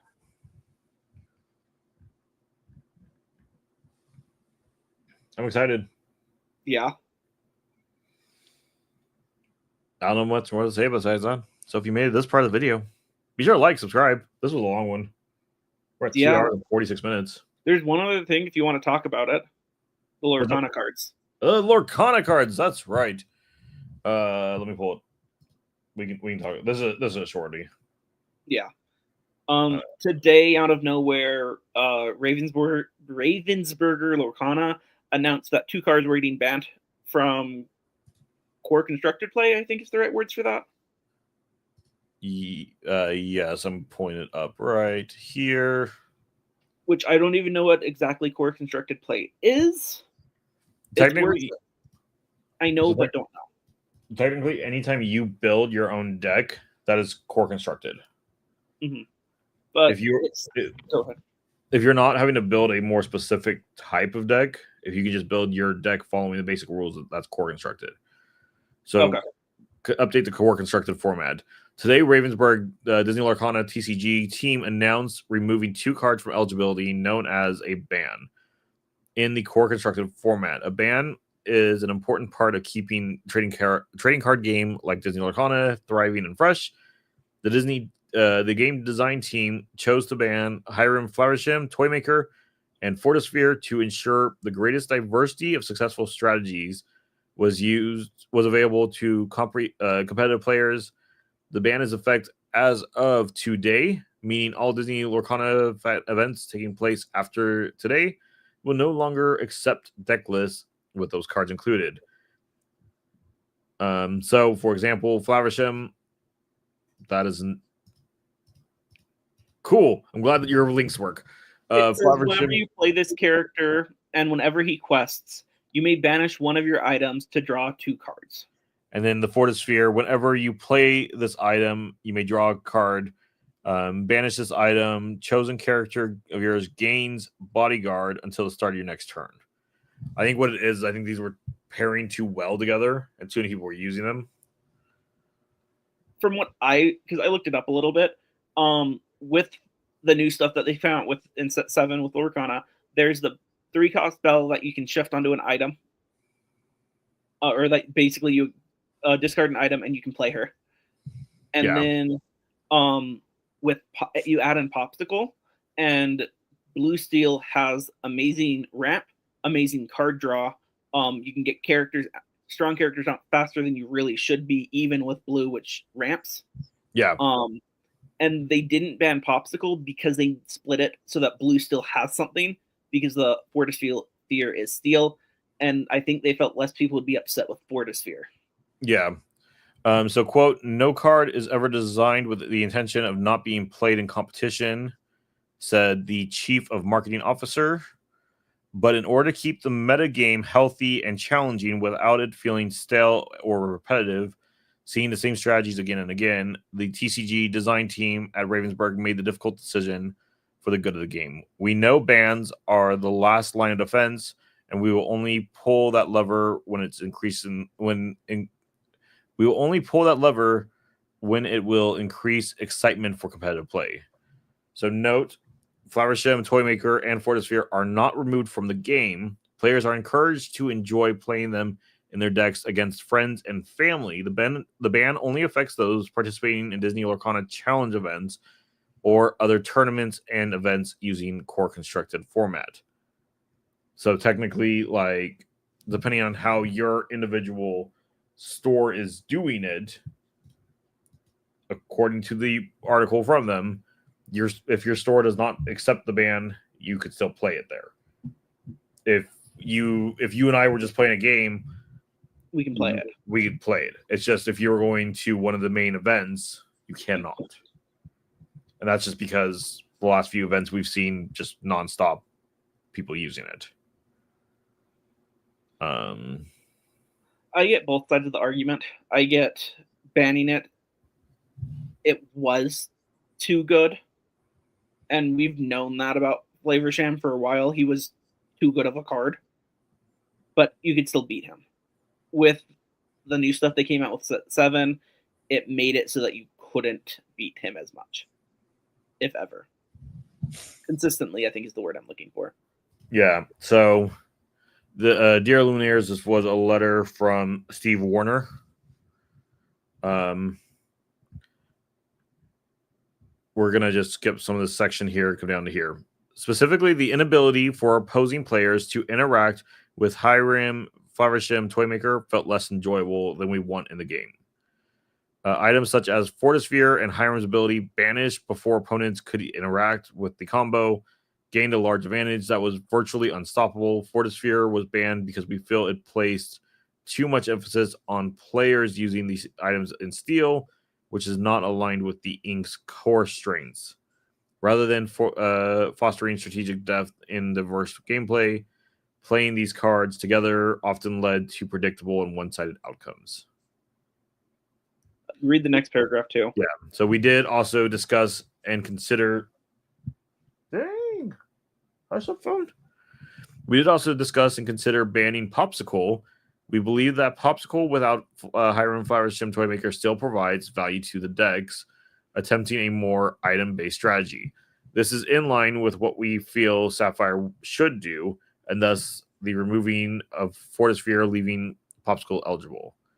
While we appreciate the creative strategies players developed around these cards, the presence of Hiram Flowers Sim Toy Maker and Fortisphere ultimately detracted from the core principles of fun and balanced gameplay that we strive to maintain in Disney Lorcana. We believe that the healthy, vibrant game requires a diversity of variable strategies and a sense of fair competition.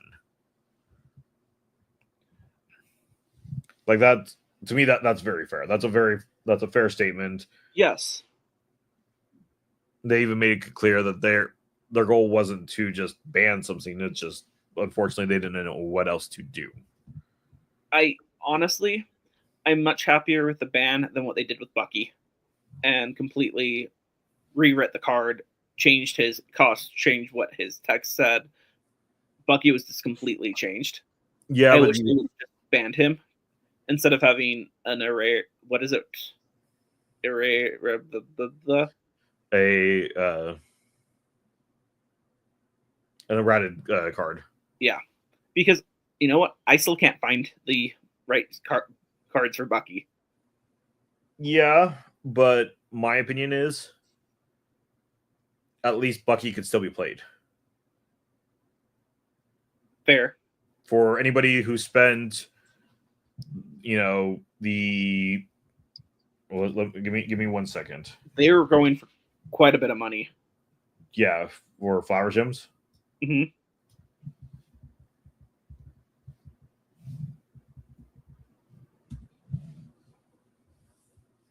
Yeah, you dropped. So normal, non-foil, we're going $5 each. So I mean they've come down over time. But the $20 there, and now they're worth nothing. Yeah. Fortisphere, I don't think was ever worth anything. It's a comment. It's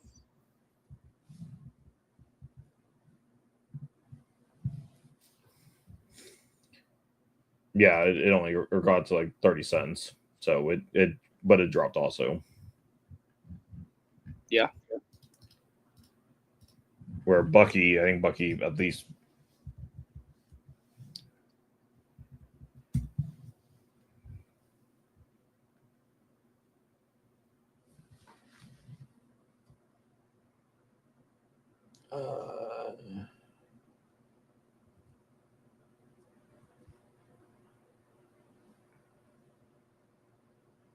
so Bucky's new one is the shift one.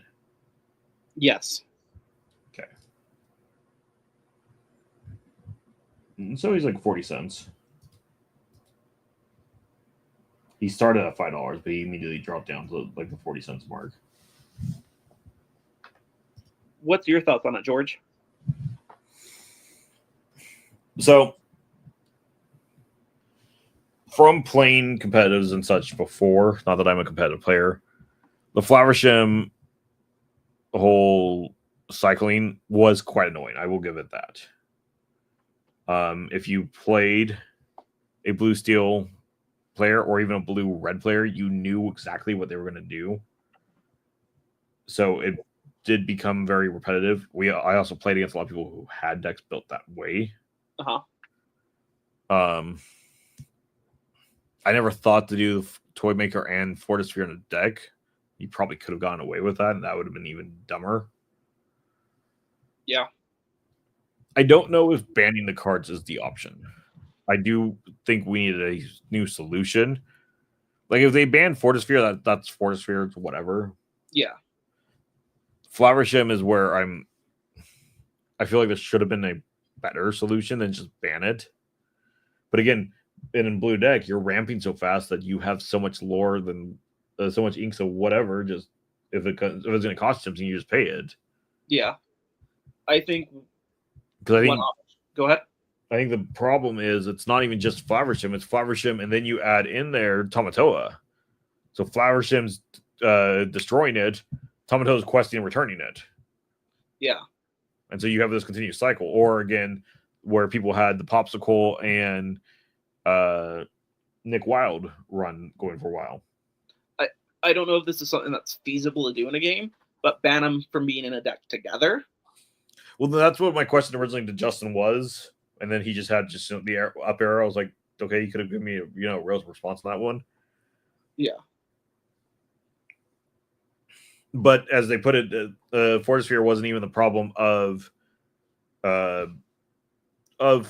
It was just as they put it, it just didn't play with the idea of what Steel is built around with the items and such. Yeah. I don't know if there's a better solution, but I wish they would have found one. That's the hard thing is no matter what they do, some people, a good percentage of the community is going to hate it because they liked what they had going because they could win every single time. Well, and I think that's the biggest problem is we were seeing from the nationals and the regionals and such. So many decks, so many blue decks were winning. Mm-hmm. And so what is the common denominator? Well, they're ramping fast, but that's what blue's built to do. And their Flowershim is continuously just drawing for them. Yeah. I think I saw in one match one time somebody had 2 or 3 Flowershims out, and that's 6 cards a turn. Yeah. 6 to 9 cards. Get the items, yeah.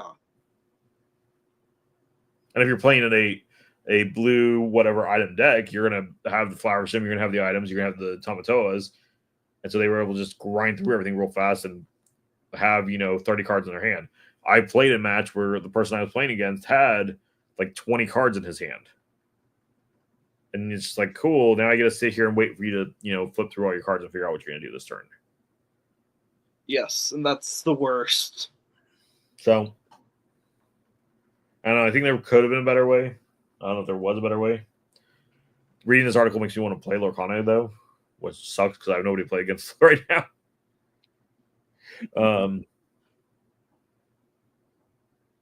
Yeah, I mean, it sucks. It's crappy where we're at with it, but I think it probably was the best decision.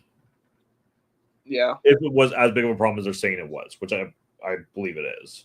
I completely agree with that. I think Flavorshim's been a problem, but you were able to counter better before. I'm curious is in the next set, because they haven't released it, or even in the following one, if this one's too far along, if they're going to come out with something very similar to Flavorshim with a restriction on it, or a better restriction on it. Well, so I think Flowershim, I think the problem with Flowershim, okay, if we're talking about the card. Uh-huh. First off, he's inkable. Second, he's 4 cost. So in a blue deck, that is perfect. You can ink him, but he also costs nothing to play. Yes. On top of that, his ability is straightforward. Whenever this character is played and whenever he quests, you may banish him. So if you were just playing a bounce deck, you can legitimately never have to exert him. Yes. Second, he has 6 freaking health. Yeah. So I think they just gave too much overall into him. I think if we wanted to fix the card, if we wanted to go that route, you can leave him at 4 cost. Inkable, uninkable, that's a debate. I would probably go uninkable. Fair. But you can make the argument the other way as well. Correct. That's why either way, take away on play. Mm-hmm. He has to quest and lower his health to 4. Or even make him a 2/3. So if you give him an extra attack instead of the 1/6, a 2/3 or a 1/4. Yeah. That way it's still a feasible option to be able to remove him one way or another. I mean, if you're playing a yellow deck, you're still going to bash a bunch into him. Yeah, but that's what yellow does. That's a yellow deck. But that way also, it's not just he's being played and drawing 2 cards. It's he's got to be out on the board, dry, and quest. Or even exert to use the ability instead of quest. With the same restrictions. Yeah, because then he's not questing also. I think there was another solution. I don't think they wanted to fix the card. I think they just wanted to bury it and move on. Yeah. I think with how much hate they got over changing Bucky, they decided to go this route. Yeah. Which I don't know if that's the better solution, but it is a solution. Mm-hmm. It is their game. They can do whatever they want. Yeah. One thing I'm kind of happy about is they didn't just say, okay, you can't use cards from this set anymore. It's going to rotate. I have all these cards. I want to be able to use them. No, yeah. That's a problem with Pokemon. Is Pokemon does drop so many sets. It's like by the end of the year, I think it's like 1 or 2 sets you can no longer use. Which I'm like, why am I going to buy a bunch of cards then? Yeah. I don't that like... being said, what were you saying? I'm sorry. That being said, I still already buy too many cards as it is because I still haven't even put away this last set. They're all over this table still. Though I did not buy a case like somebody else. Yeah.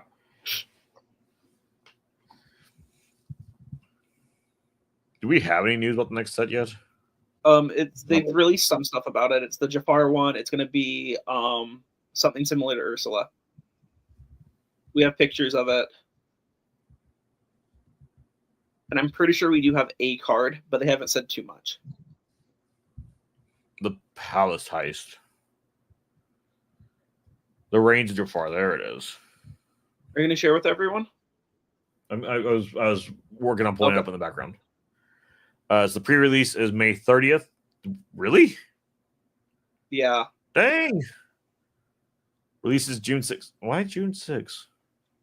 June 6th is a busy, expensive day already. I don't need more expensive stuff. Is it pre-release going to be at your local game stores and everywhere? Big box stores? It should be.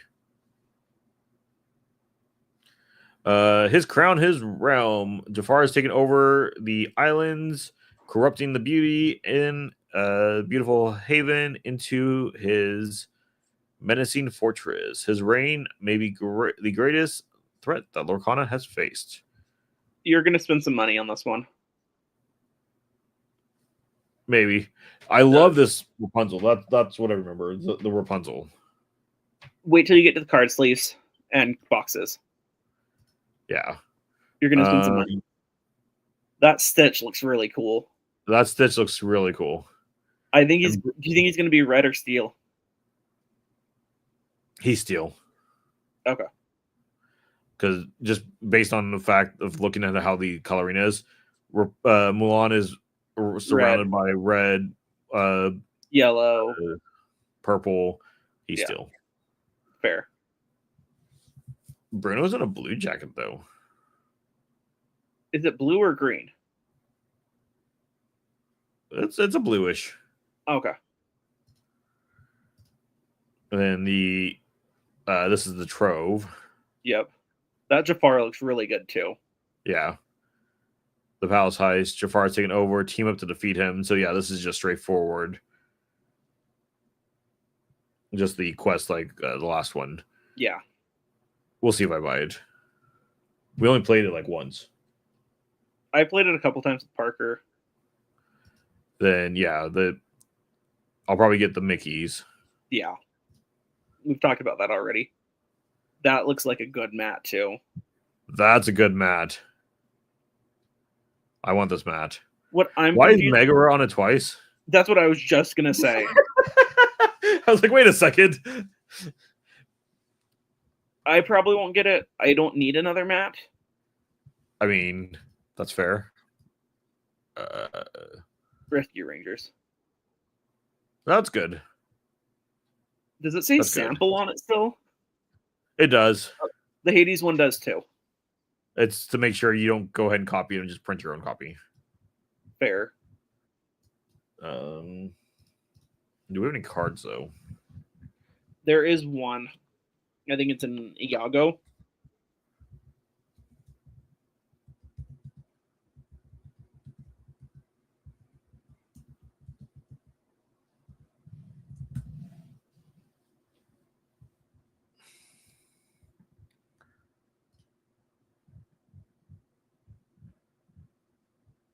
see. Oops, that page is not found. Of course it's not.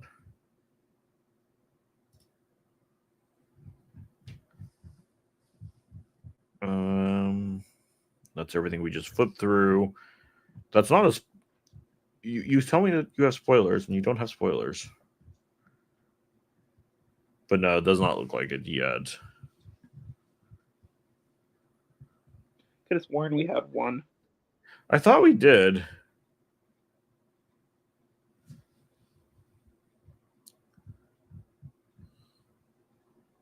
That being said, Justin hasn't sent anything yet either, so I guess it makes sense that It came out a while ago.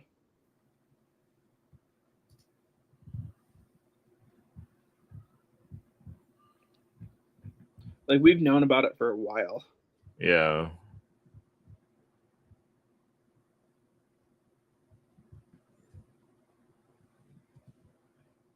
Yeah, it's an Iago.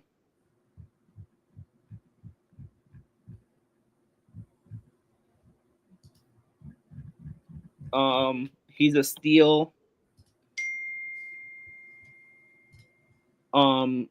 Iago out of reach, 4 cost, inkable, 3/3. Self-preservation. When you have another exerted character in play, this character cannot be challenged. Quest for 2.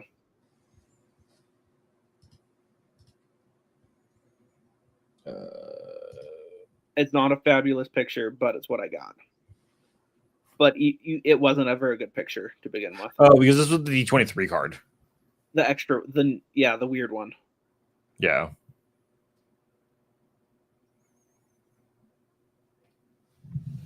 The membership one, if I remember correctly, right? Yeah. Okay.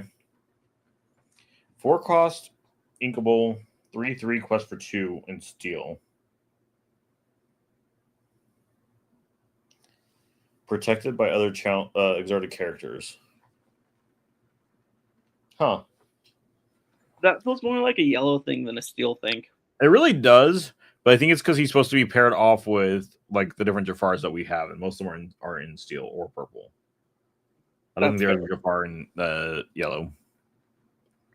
Very valid. Cool. Anything else? I'm tired.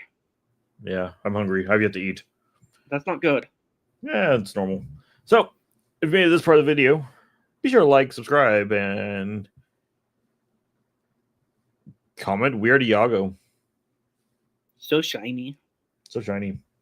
But be sure to join in. The housekeeping. I remembered. Tomorrow at 6-ish, where we will be going over our review of the next episode of Daredevil. I still have to watch Daredevil tonight. Oh. We are going to do that. We are getting closer to being ready to do our Andor reviews.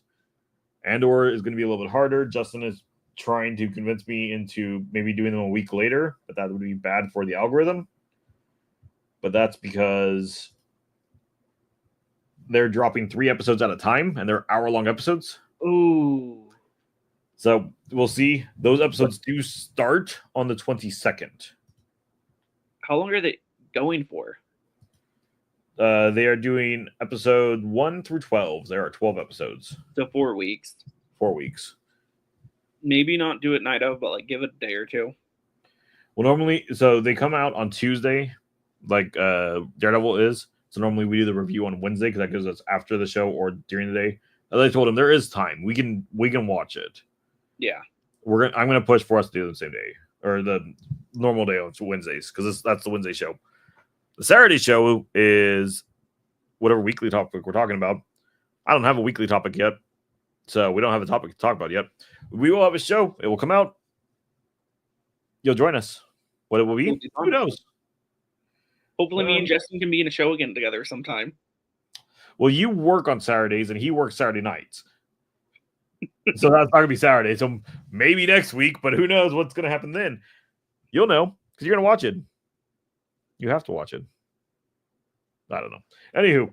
See you later. I'm tired.